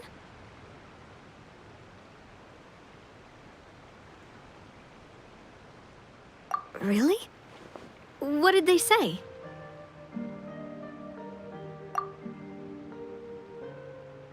The fog you see around here can have a hallucinatory effect. Apparently, it's the work of that dragon. Maybe you inhaled some while you were freaking out on your way down. Traveler, Nilu, do you know this hat guy person? Oh, yeah. He's a student at the academia. We met during the last Inter-Darshan Championship. He was representing the Vahumana Darshan. Well then, hello there, friend. I'm Navia, the president of Spina di Rosula. It's very nice to meet you. So, should I just call you Hat Guy as well? Seems like that's what everyone's calling you. Sure. Whatever. Wait, Hat Guy. What's that sword around your waist? An unwelcome encumbrance, that's what. I've had it ever since I woke up here. Tried to toss it, but no matter what I do, it always reappears. Such a pain. Anyway, if any of you want the hero sword, you can have it. Wait, it's called what? The hero's sword. Meant to be wielded by the hero. I know. Me of all people, right?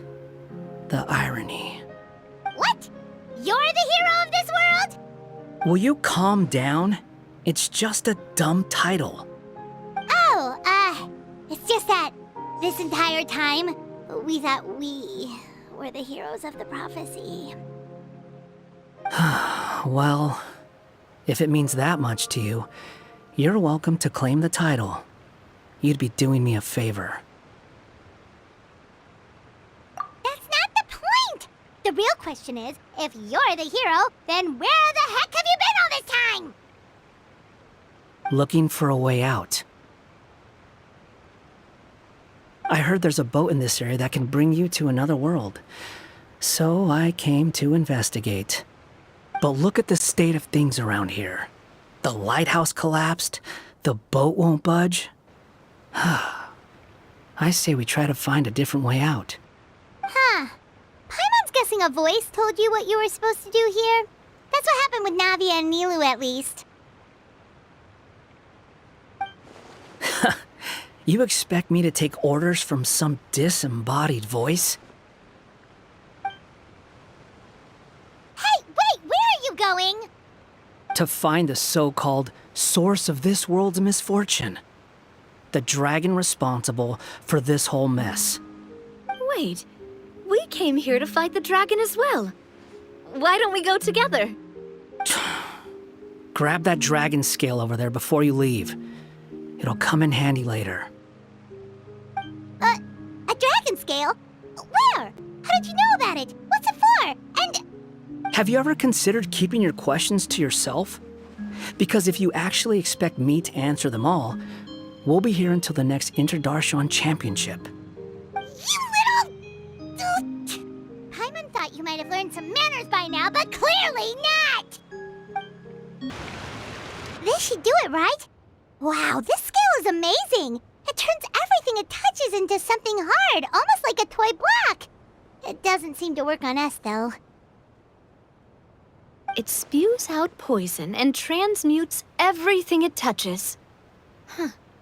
No wonder they call it the evil dragon. Your Majesty, Madam Very Brave Hero! What are you looking at me for? He's obviously talking to you. Mr.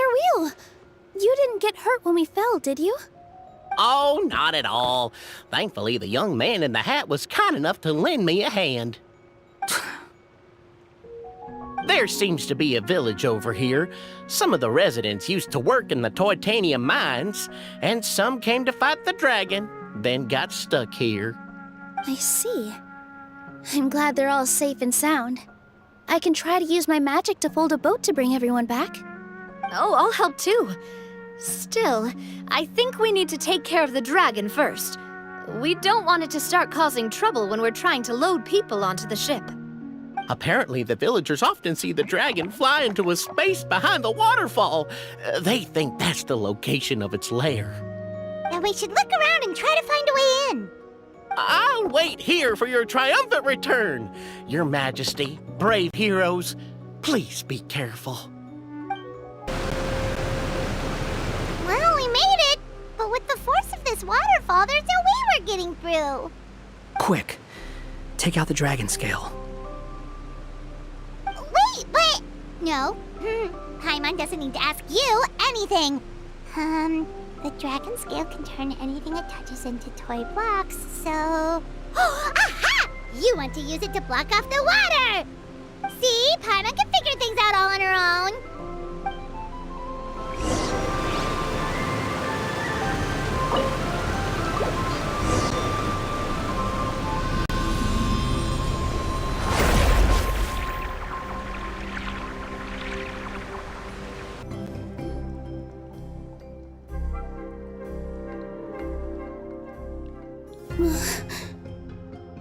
What's wrong, Milu? Oh, nothing. It's just... I sensed a very powerful magical signature just now. Huh. Guess this is the dragon's lair after all. Huh? When did you put your hat on? Well, we're getting ready to fight, aren't we? I feel more comfortable in my regular outfit. Hat Guy also put away that sword around his waist. Should have never had to use this thing to begin with. Do you need to do anything to prepare, Traveler? Paimon's getting kind of nervous seeing everyone else serious like this.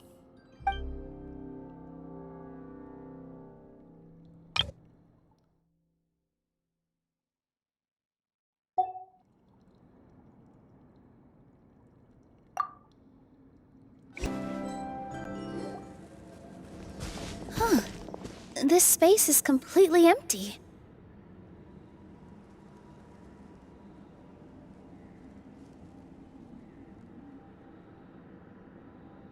Paimon bets this is where the dragon sleeps. Watch out in front! It's coming!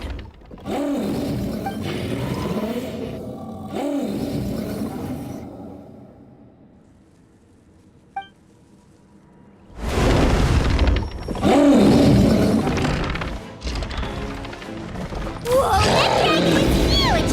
It just attacked us without warning!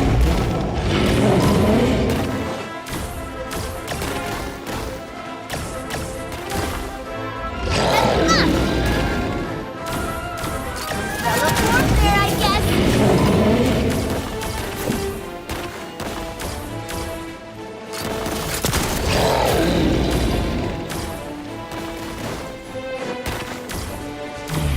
This one's got your name on it!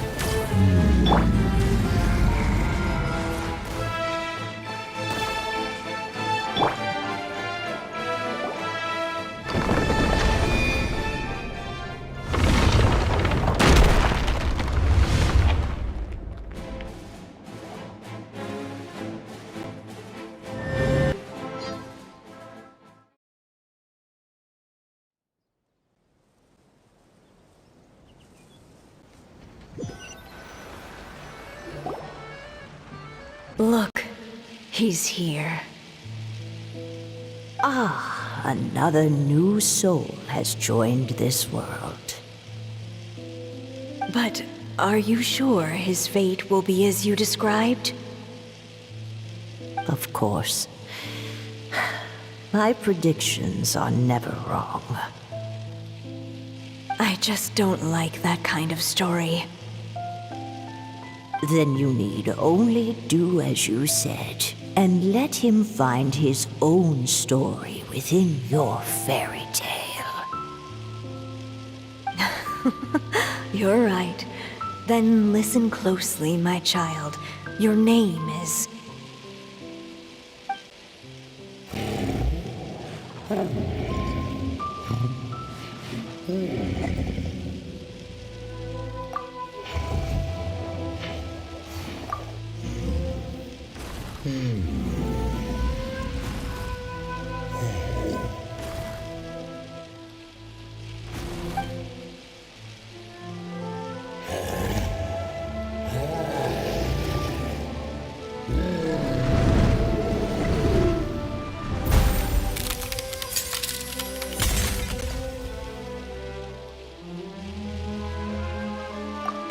It's the dragon! The dragon that destroyed the Titanium mines!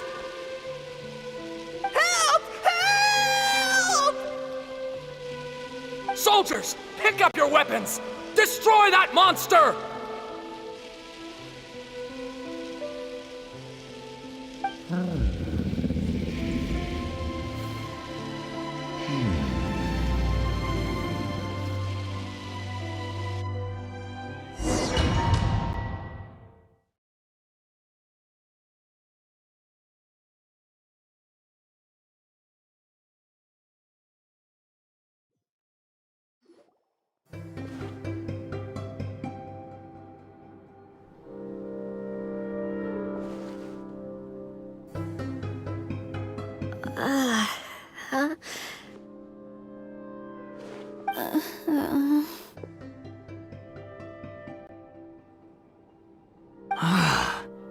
How many times am I going to have to save you? Thank you, Hat Guy. Paimon still feels dizzy. Hey, did any of you also see something strange? It was like we were witnessing... The dragon's memories. Sounds like we all saw the same thing just now. Well, we definitely saw a different side to the story. Watching it all unfold, Paimon couldn't help but feel bad for the dragon. This world might be a lot more complicated than we thought. The next time we encounter the dragon, how about we try talking to him instead of fighting? That sounds like a good plan. But maybe we should figure out where we ended up first. Huh. If the world above is a fairy tale realm, then maybe we've fallen into the next page of the book. Just keep walking and don't fall behind. Hey, wait for us! Our home! It was destroyed by that evil dragon! The stars! It flew away with the Metropole stars! Oh no! We didn't get eaten by the dragon? The dragon just dropped us off here? Hat Guy! You're getting too far away! He's just up ahead. Is he trying to lure us somewhere? Well, I'd say we were the ones who backed him into a corner. But we just want to ask him a few questions about his past. He's had year after year of people coming here to try to take his head. If you ask me, his reaction is perfectly normal. Maybe there's still something we can do to calm him down? I wouldn't count on it. Maybe his earlier attacks were just a warning, but now he's actually getting serious. Prepare for a final battle. Sometimes it takes a little force for someone to finally wake up.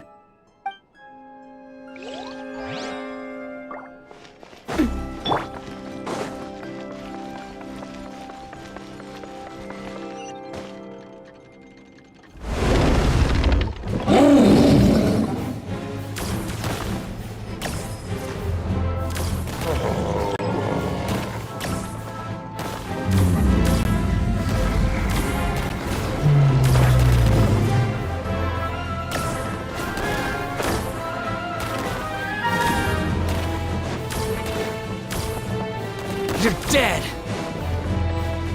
We're trapped! Oh, stubborn beast. You really want to get beat up that bad?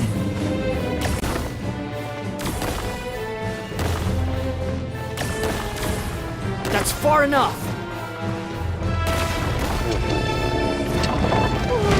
Its mouth is huge! Are we really gonna have to throw a bomb in its mouth?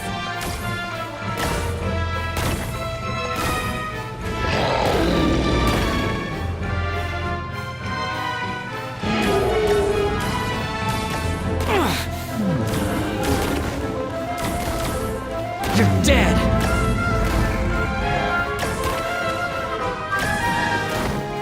How amusing. Into the abyss.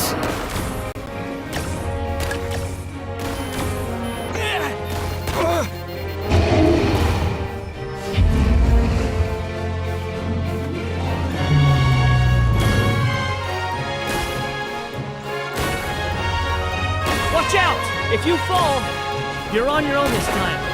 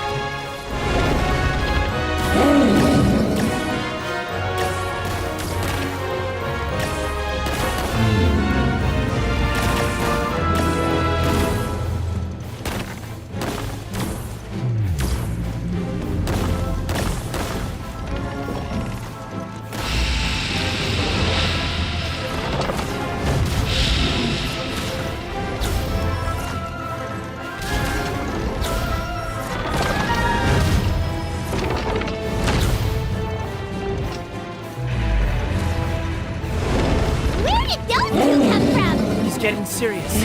Don't get hit!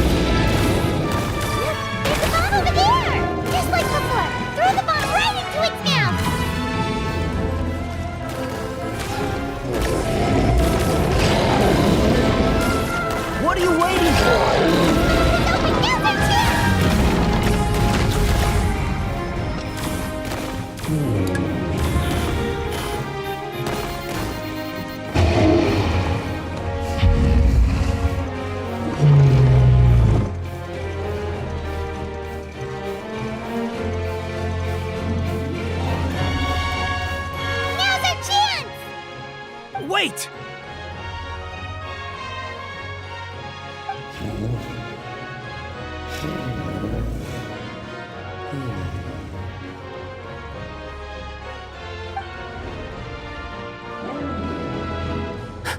Huh?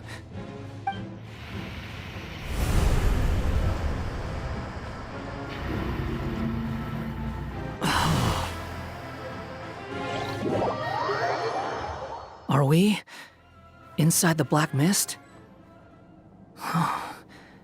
I see something up ahead.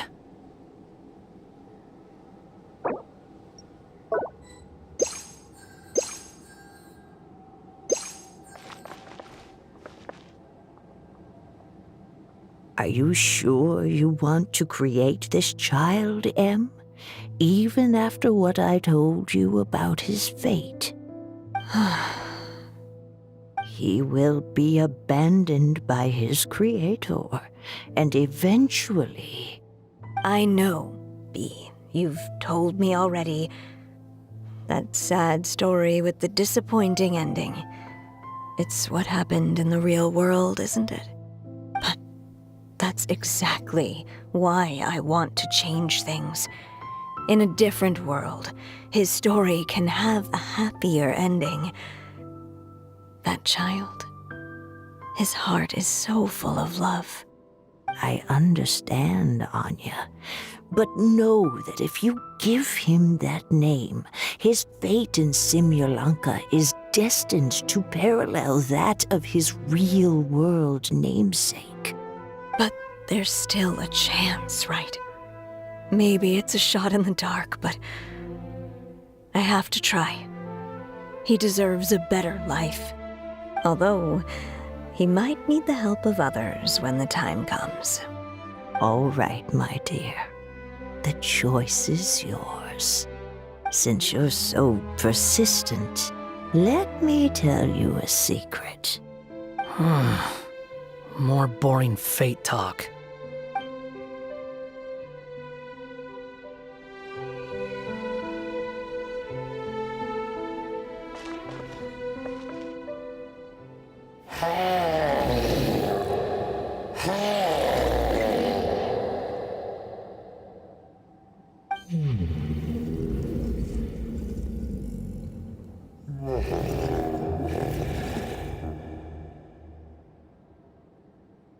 I'm sorry, my child. Unlike my friends, I don't have a long time to live. All said and done, the story of my life will be shorter than the fairy tales in this book. So I will have to leave your side, I'm afraid.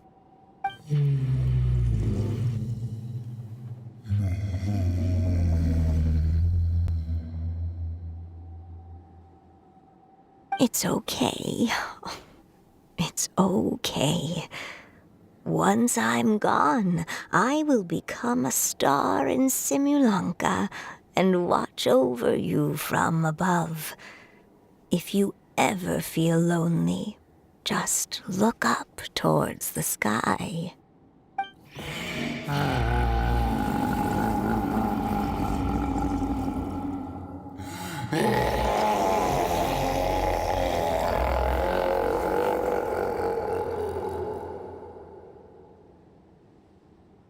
Go forth and witness this world, my child. Make sure to be nice to everyone. You'll meet good friends one day. I'm sure of it. That is my wish for your future. As for this world, I leave it to you.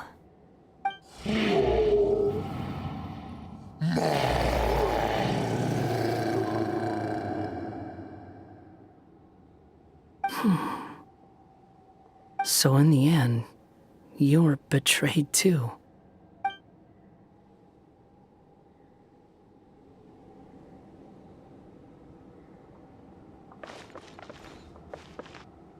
Hey, Mr. Dragon! He brought you some food.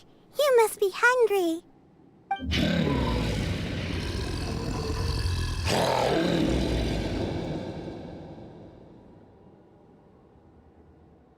Shh! Quiet! We can't let anyone hear us. Everyone says you're a bad dragon, but you're always nice to me when we play together. You always help me pick flowers way up high that I can't reach.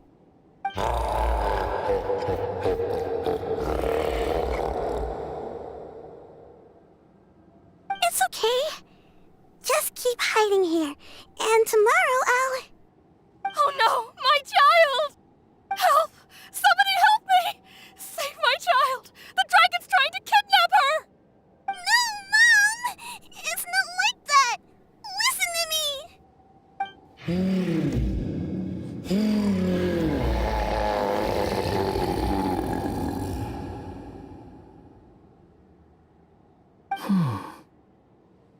So you're hated by people too.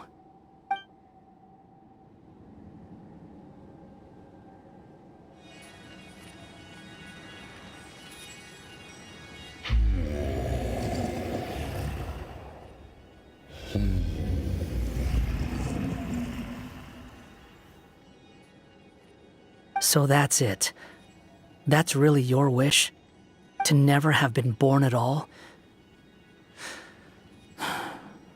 That's not a fate you should wish for.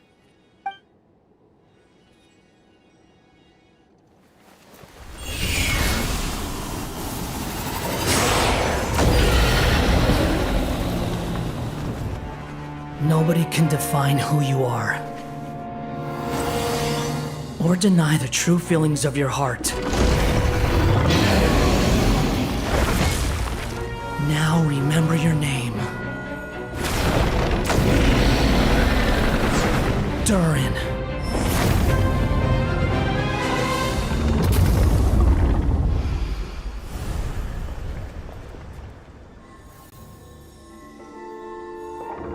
It's all right now.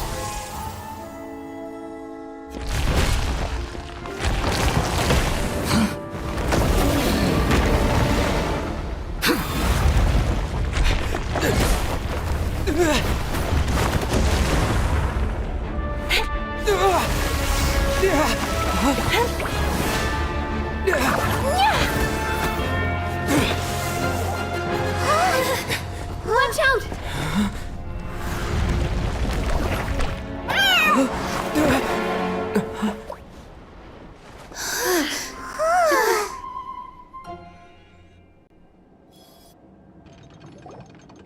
That was a close call. Are you guys all right? Back in Constellation Metropole, I heard people saying you'd gone to fight the dragon, so I followed you here. Right when I managed to catch up, I saw you fall through that hole. Wait, didn't someone else fall through just now? Shouldn't we do something? Oh yeah, Hat Guy. Well, he can fly, so he'll probably be fine. He called the dragon something earlier. It sounded like he said... Durin. That's his name. Oh, Hat Guy, you're okay. Wait, what about the dragon... Durin? He's fine. Durin. Wait, that's the name of the dragon from Dragonspine, right? The one that became a part of the mountain after being slain by Dvalin? If Paimon remembers correctly, it was created by... Right! It was created by Rhine Daughter! Created, you say? Huh. So, what exactly happened down there? You've been acting weird ever since the end of the fight.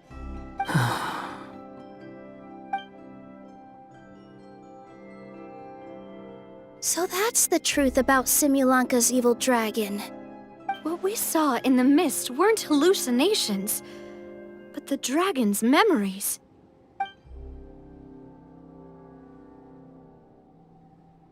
Huh. I thought it was strange. The people around the Broken Sea are clearly stranded, but I never heard any stories about the dragon attacking the village. The people we met along the way are probably workers from the Titanium mines, or guards who came here to claim the dragon's head. Durin probably allowed them to live here because there was nowhere else for them to go. When I first came to this world, a voice spoke to me and said, "You are the hero of this world. Now go forth and save the dragon."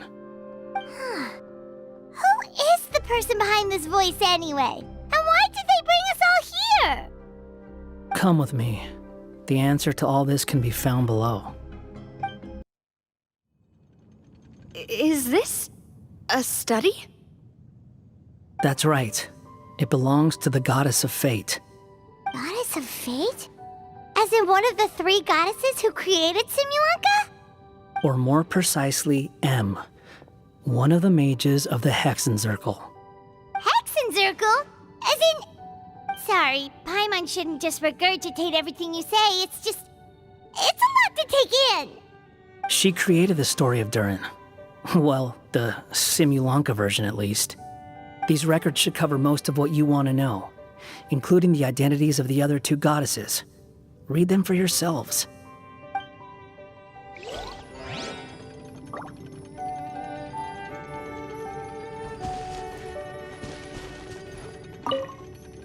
By all rights, I should have been A, since A is the first and last letter of my name. But Alice overruled me on the basis of seniority and said I should be M instead because of my middle name. She really knows how to push my buttons. Still, her magic never fails to amaze me.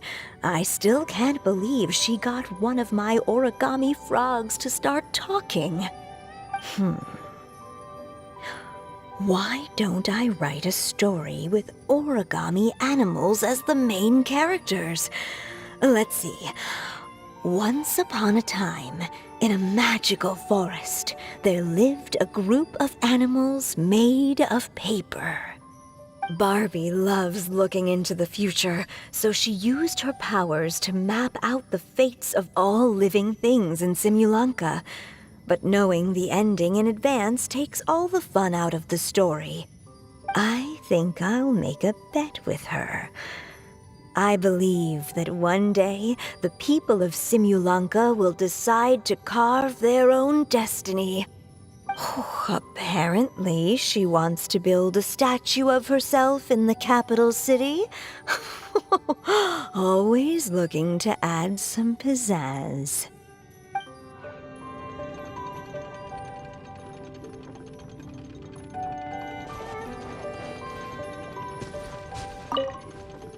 My dear sisters, I fear my pen shall soon run dry.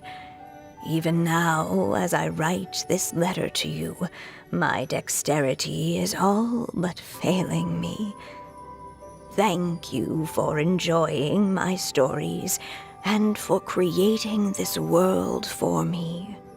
The time we spent together was the most wonderful youth I could have asked for. I always feel so young when we're together. A says that even after I'm gone, the goddess of fate in Simulanka will continue to exist and carry on granting people's wishes. It makes me glad. If you ever want to chat, feel free to pay a visit to the goddess statue. Just don't wish for anything weird.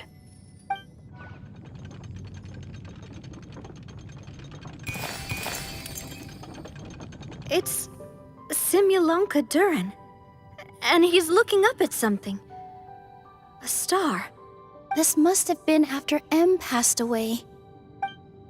This looks like a mine. Maybe the Titanium miners dug too deep? So deep that they dug right through to the world on the next page.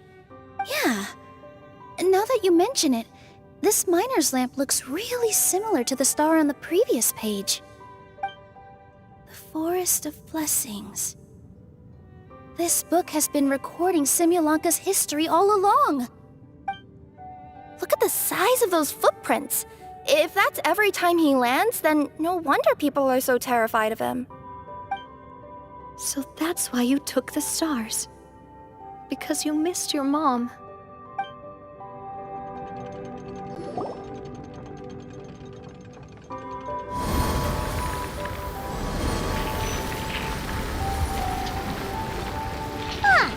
That statue looks different from the one in the Metropole. It's a different goddess. This one is the goddess of fate.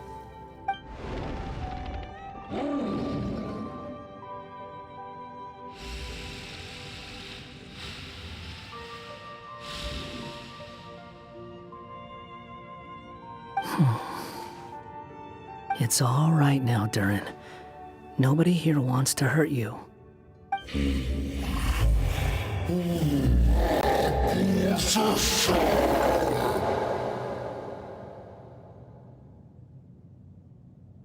say that, Durin! Paimon made a mistake. She was wrong about you. But it's nice to talk, isn't it? Now that we've all calmed down?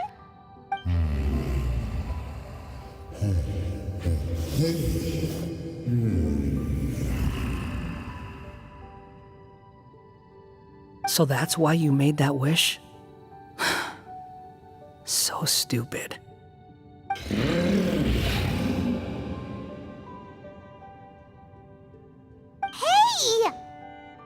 Anyone with eyes can see that all you want to do is get along with everyone.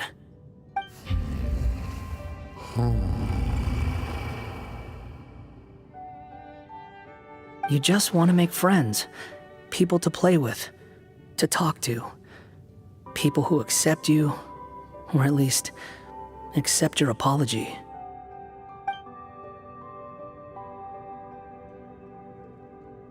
Oh, you never hurt anyone. Heck, the idea never even crossed your mind. Sure, you scared a bunch of people half to death, but that's only because they had no idea what kind of dragon you really are. Yeah. If you had a heart-to-heart with them, I'm sure they'd come to understand you and see your point of view.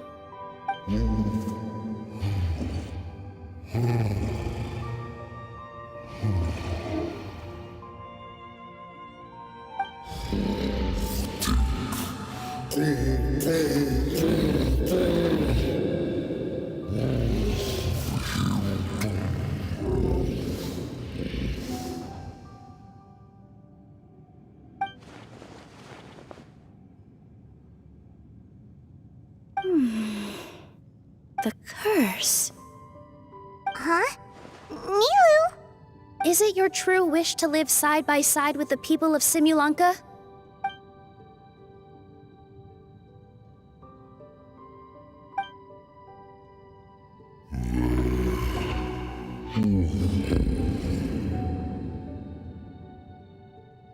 Then close your eyes and make a wish to the goddess of fate. We will help make your wish come true.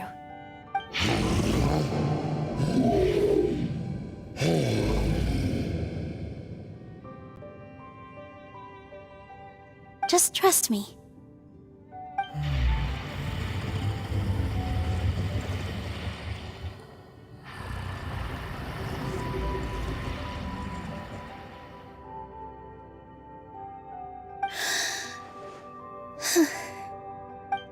I, Nilu, the Forest Fairy, give to you my blessing and welcome you as a dweller of the forest.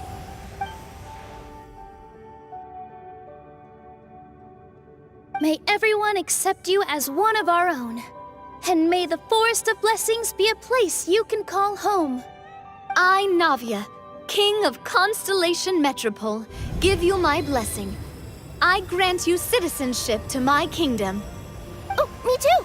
As the, Nekomata in Boots of this world, I give you my blessing too.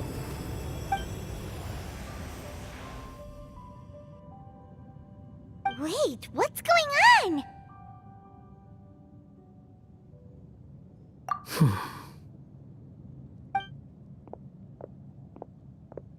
I, the hero of this world, give you my blessing.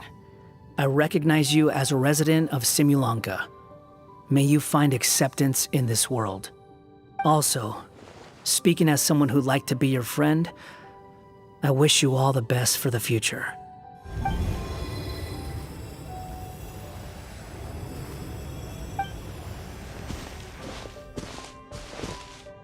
I, a traveler who has traversed many worlds, give to you my blessing.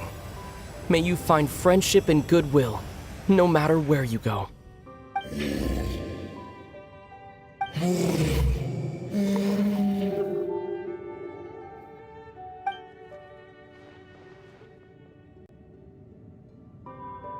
As for this world, I leave it to you.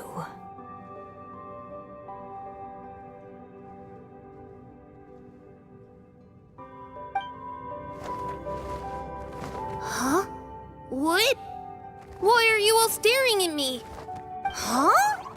My claws? Are these my claws? And my wings? My tail? Does this mean... Wow, you look so cute. Quite a radical transformation. Not that there was anything wrong with the way you looked before, of course. It's just, You get what I mean. How do you feel? Are you happy with your new appearance? Does anyone have a flower with them? Or even just some water or paper from this world? Oh, I do actually. Here you go.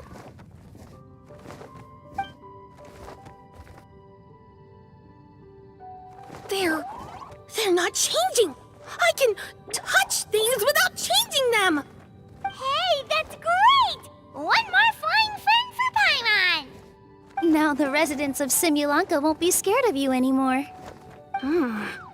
But what about all the things that I did before? That's simple. Just go out there and atone. You could fill in the footprints you left on the ground, or help the people around the broken sea get home. Okay. And you'll come along and help me, right, Hat Guy? Huh? Why would I do that? Because you said you wanted to be my friend. You little... Gah! Well, maybe I spoke too soon. Huh? But I thought... All right, fine. I'll go with you. Really? Yes, really. Lying to you would be no fun anyway. Oh, thank you! You're the first friend to call me by my name! Let's go back up. I'm about to suffocate down here. Oh, it feels so good to finally see Hat Guy meet his match. Yeah, okay. Paimon just never thought we'd see the day, that's all. All right, let's also head back up then. Don't be scared, Durin. We'll be right by your side. Thank you for your blessings, everyone! Oh, this is the happiest day I've had in a really long time!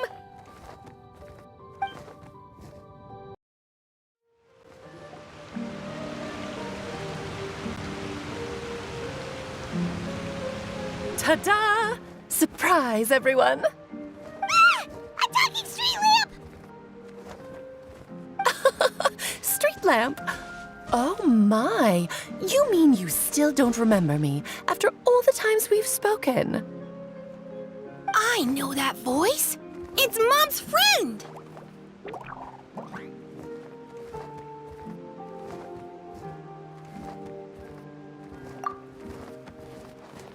Hello there, traveler and friends. And Durin, it's good to see you. You've changed quite a lot.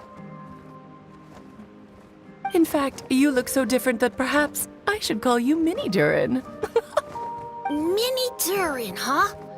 Yeah, I like the sound of that. It's nice being smaller. You must be one of the 3 goddesses of this world. Are you the goddess of creation? Yep, that's right. But although it's the most impressive sounding of the 3, to be honest, we all made an equal contribution toward the founding of this world. If you've ever read any of M's stories, you'll know just how enchanting the worlds are that she writes about. So enchanting that I just had to step inside and explore it for real. So I got B involved, and with M's consent, created the world of Simulanka. Whoa, whoa, whoa! You're getting a little ahead of yourself. First things first, would you mind explaining what you're doing here? In fact, no! What are we even doing here? Don't worry, all will be revealed. After everything you accomplished on your journey, you're free to ask me anything you want. Let's start with your first question then. I'm here because I sensed a great magic power emanating from the book just now, and I couldn't resist the urge to peek inside and check it out. That must have been when we all gave Mini Durin our blessings, right? Yes, exactly. In the world of fairy tales, words and emotions often carry far more power than any spell. It's all thanks to your magic that Mini Durin was able to take this form. Come say hi to me, little one.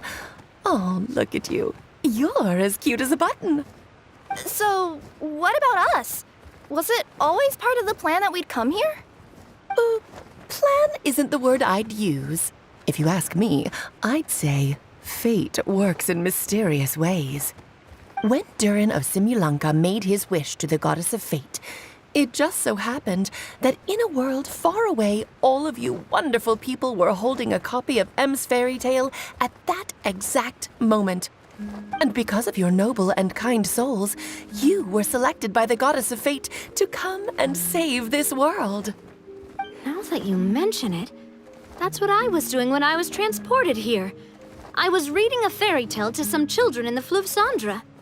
I think I just, happened upon an old book and decided to use it as my pillow during a nap in a box. Wow, what a crazy coincidence. Wait, that's not right. How come everyone else got assigned to roll except us? 'Cause we were also... Yeah, that was it. We just received a strange book and we had no idea who sent it. Then, the moment we opened it up to start reading it, we found ourselves here. You're the one who sent it to us, aren't you? Oh, is that what happened? Yes, that does sound like me, doesn't it? Good question. Why indeed? Maybe I thought this was such a good story it simply had to be read by someone. As the traveler and witness of many worlds, how could I let such a beautiful place pass you by? I can sense that your blessing for Mini Durin was a very special one. With this blessing from beyond the story, he might even be able to explore worlds outside of this one. Teyvat, you mean? That's right. In fact, back when we were first creating Simulanka, Em told us that she hoped the people of this world would one day be able to explore the wider world beyond. Every story has an ending, but if the story becomes reality, it should have the right to choose its own path.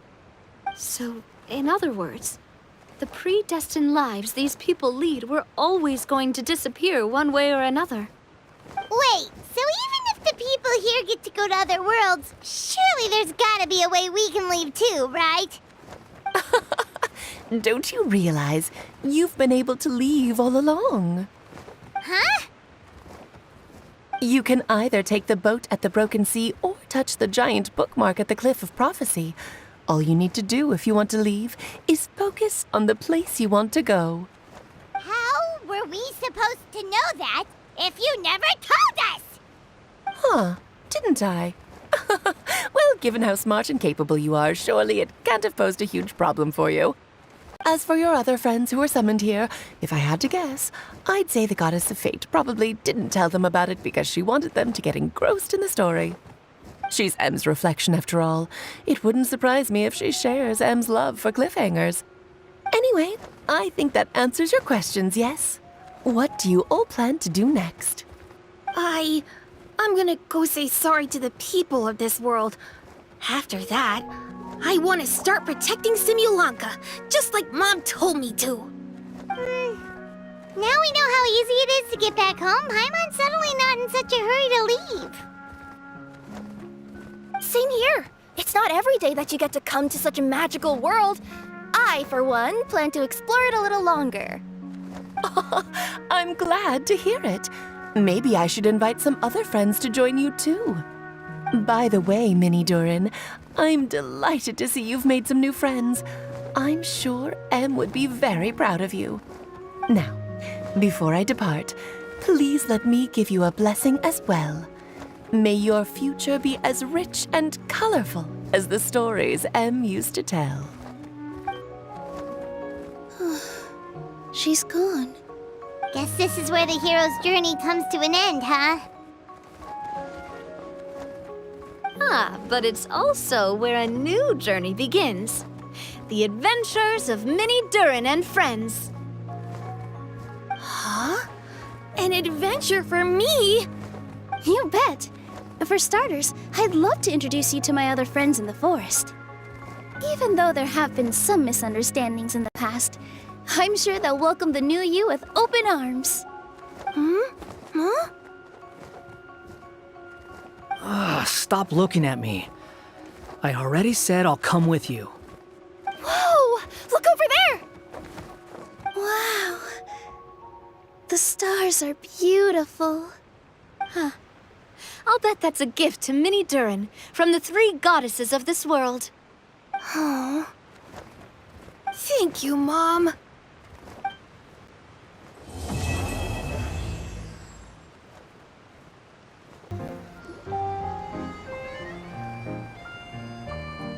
Here's your 2 magic tonics. Why, thank you, young lady. And might I add that you're looking quite lovely today. Jean, come on, take a seat and let's have a drink. I ordered one for you as well. But is this really appropriate? I mean... Still worried about Klee? Relax. Albedo's with her. She'll be fine. Kaya and Master Jean! What are you 2 doing here? Oh, look who it is. The Traveler and Paimon. You must be the pleasant surprise that Miss Alice told us about. Greetings to you both. This is one place I didn't expect to run into you two. The locals here have been talking non-stop about some brave heroes who saved the world. Let me guess. You two have been up to your old tricks. Well, not just us. We only played a small part. You could say we were 2 members of the Heroes Adventure Team. Still sounds mighty impressive to me. As ever, our honorary knight is making us proud wherever they roam. That's right. We received a letter of invitation from Miss Alice, proposing that we take Klee for a vacation in Fairyland when work dies down. I wasn't sure what she meant by Fairyland at first, but if my eyes are not deceiving me, she was being quite literal. Klee ran off excitedly as soon as we arrived. I'm a little worried about her, but Albedo insisted he would look after her while we do our own thing. We could hardly say no to such a considerate offer, so I took it upon myself to bring Jean to the nearest tavern we could find. Any excuse for a drink, huh? Well, we are on vacation. It's only fair that we get to indulge ourselves a little. You're right. I should make an effort to relax and unwind. It's what Miss Alice would want, after all. Oh, wait, Kaya? What exactly did you order from the bar? The house special, of course. Best way to get a taste of the local culture.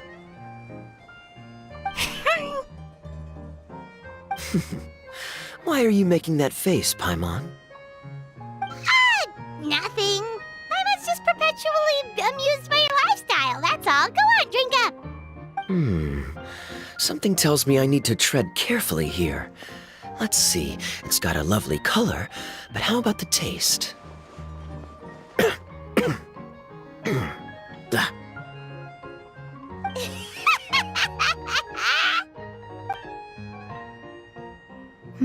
I think maybe I'll pass. But it's such a shame to waste it. All right, Paimon. Well played. Well, Paimon got burned too, if it's any consolation. It's nothing personal. Oh, by the way, we weren't the only ones who got invited here. I saw Kale earlier. She didn't see me, though. She was making a beeline for that big tree. The Kingdom of Breezes and Bells, you mean? Oh, this is turning into a huge reunion! Maybe we should go say hi to her! All right. Well, give her my regards.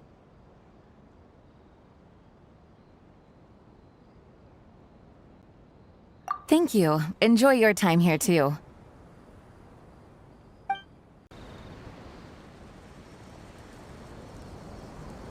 The structure of the tree houses here is nothing short of amazing.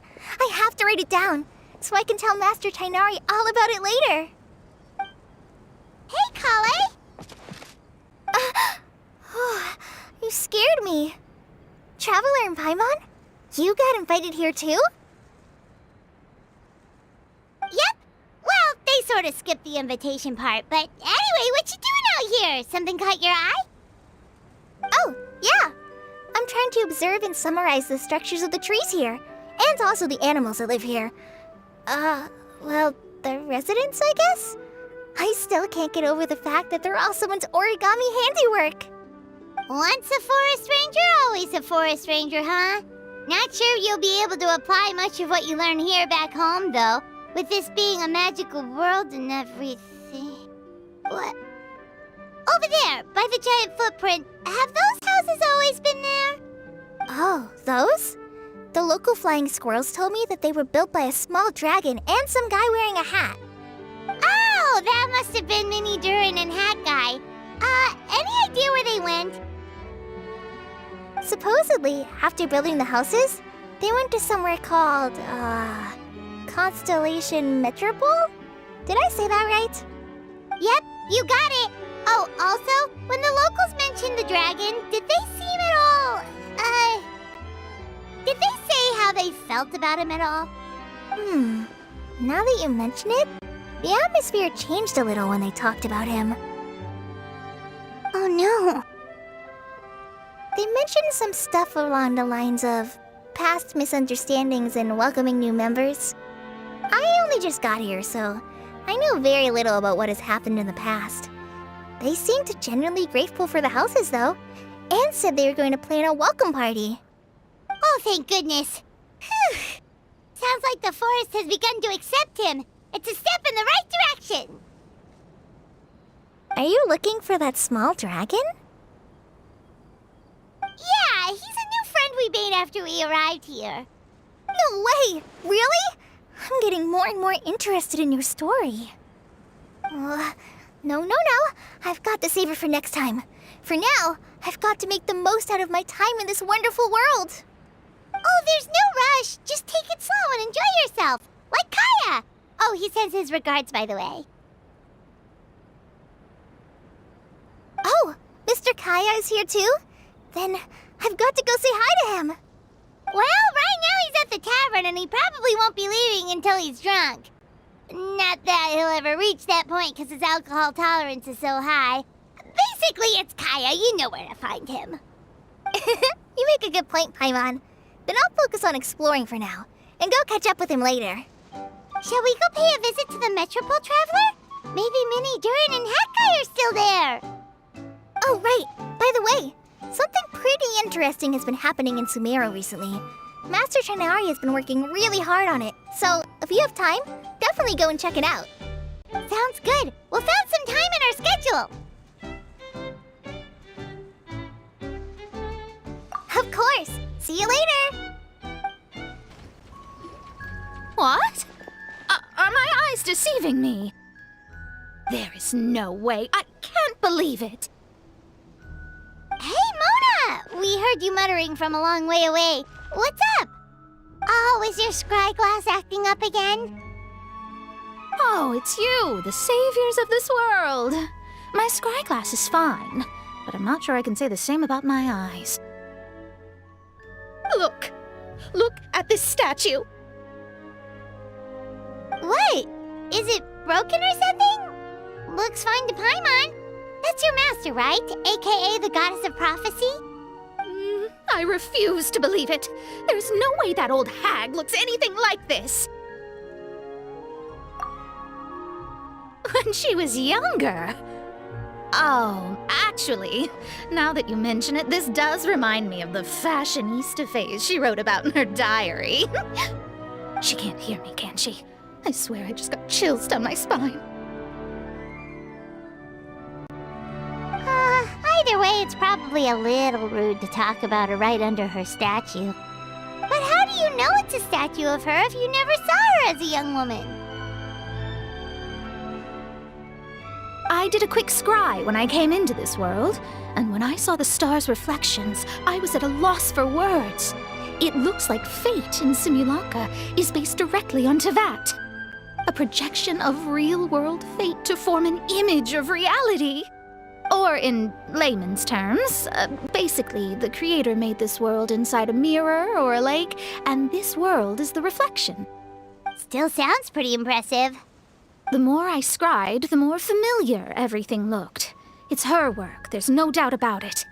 Even so, everything's far more complex than I'd imagined. Trying to decipher it all is giving me quite a headache. I also asked the locals about her.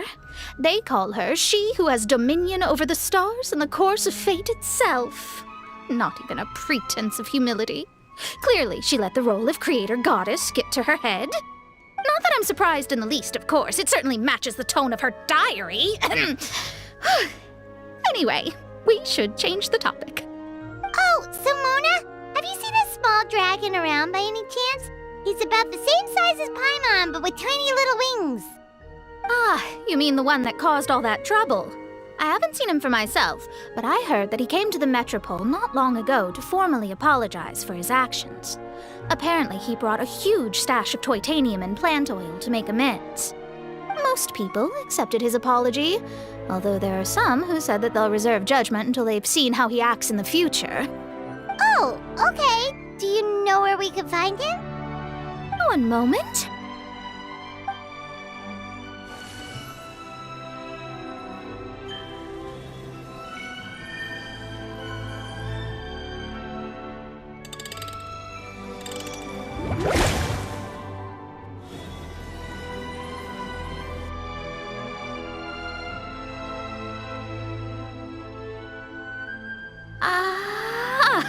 It looks like he's at the Broken Sea.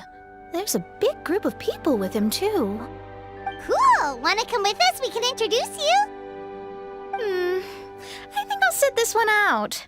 This might be the closest I ever get to meeting the old hag in her youth, so I think I'll spend some time seeing what else I can glean from her grand design. You guys have fun. Anytime. We'll be off now. See you later, Mona!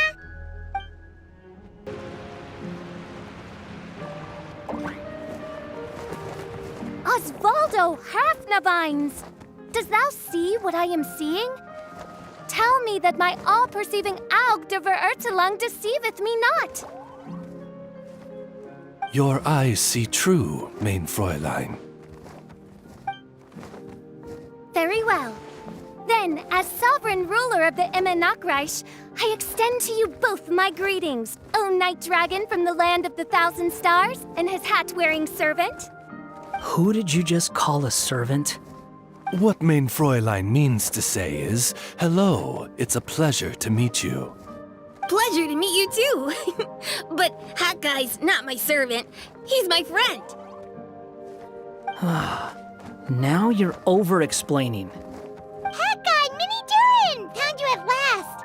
Whoa, and Fischl's with you too? Oh! Greetings, Outlander blessed by the Immenachreich.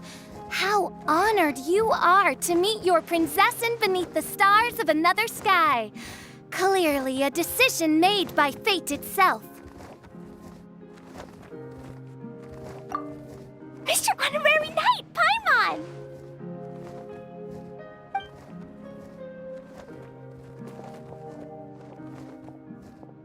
Greetings.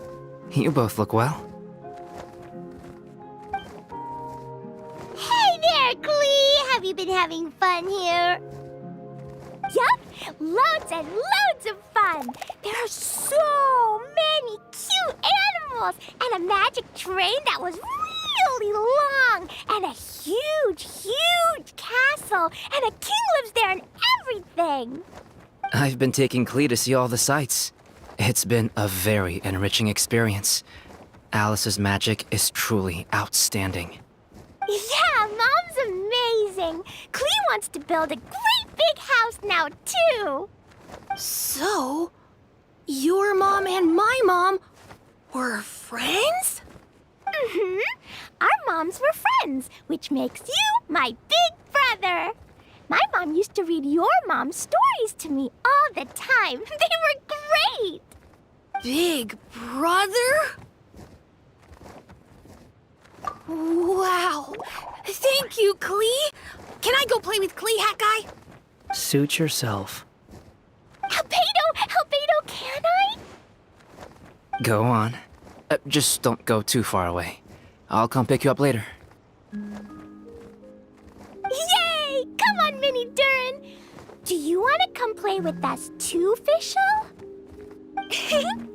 Your princessin accepts your invitation. Rejoice!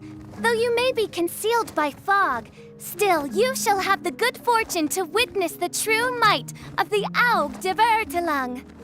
What Mein Fräulein means to say is, perhaps we can all play hide and seek together. Mein Fräulein is it. Hooray! I love hide and seek! Oh, me too!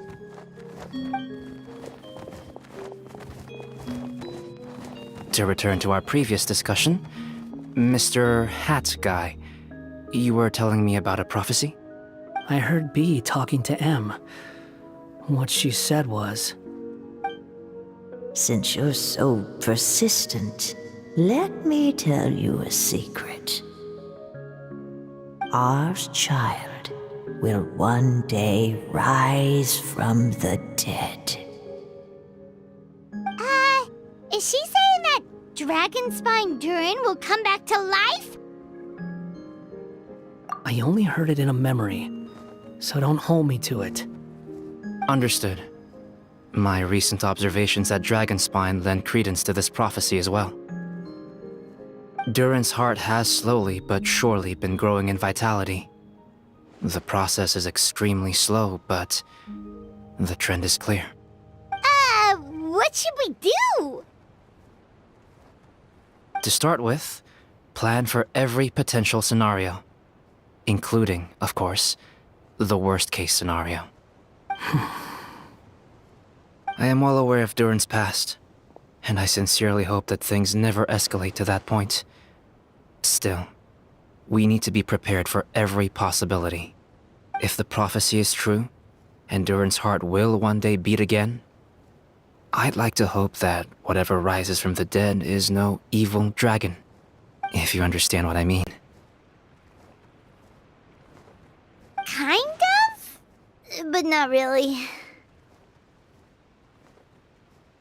And so, when the time comes, Mr. Hat Guy, will you and Simulanka's Durin be willing to lend us a hand in our hour of need? Huh? What's this got to do with me? You saved the Durin of this world. I don't see that as a mere coincidence.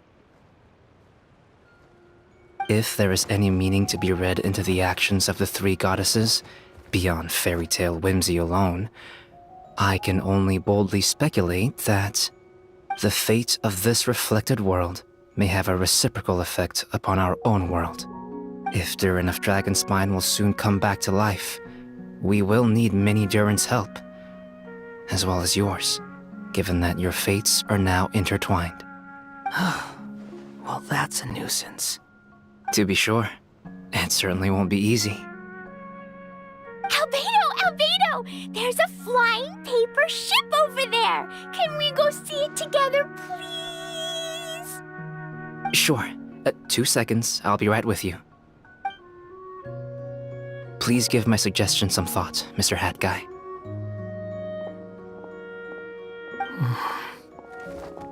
Hat Guy, I'm back! Huh? What were you guys talking about? Nothing. Huh. Okay then. Let's go join the others. Everyone's going to check out the new origami ship. All right. I'll be right there.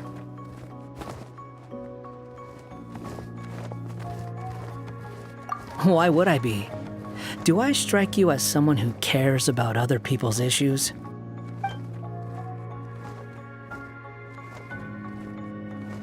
Quit trying to guess what I'm thinking. I'm leaving.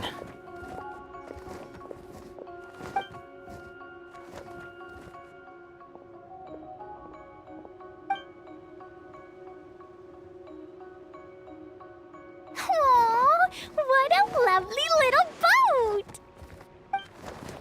The forest fairy helped us make it. Paimon just realized there's a lot fewer people around the Broken Sea now. Guess most of them have made their way back to the Metropole. Does this boat have a name? I can't see one anywhere. Huh? A name? Every boat has a name. At least, all the ones I've seen before. They're usually symbolic names that represent something aspirational.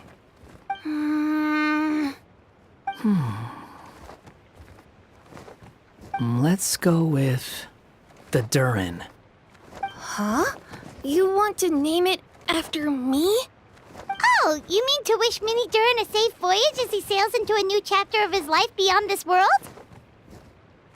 Your princessin approves. Let this vessel bear the name of the most esteemed dragon of the night. The Durin. Let's call it that then. Thank you, Hat Guy. Also, can I ask you a favor? Go on. Remember how Mom's friend said I should be able to leave this world? Well, I want to pay a visit to your world. Just a quick trip, can we? Huh? Is that a no? Paimon thinks that's a great idea. If the people of Simulanka are allowed to go to Teyvat, then what's the problem with taking Mini Durin there for a visit?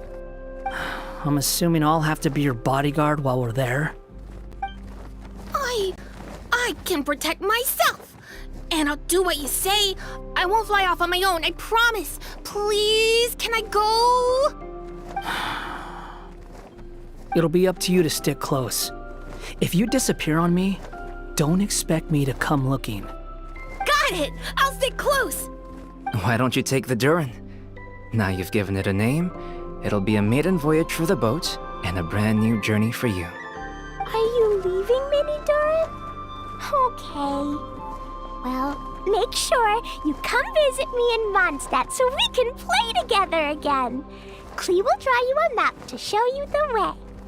Though our time together has been as fleeting as a ray of light in the depths of the long night, the Immonok will welcome you with the grandest of music ceremonies on the occasion of our next reunion. As surely as the stars in the sky watch over us, we shall meet again. What Mein Fräulein means is that you're always welcome to visit her at home as well. Cool. I have so many new friends now. I'm so happy. Are you done yet? If you want to leave, then get over here. Thank you, everyone. Thank you so much. The blessings you gave me are more precious than any treasure and more beautiful than any fairy tale. Next time, it will be my turn to make your wishes come true.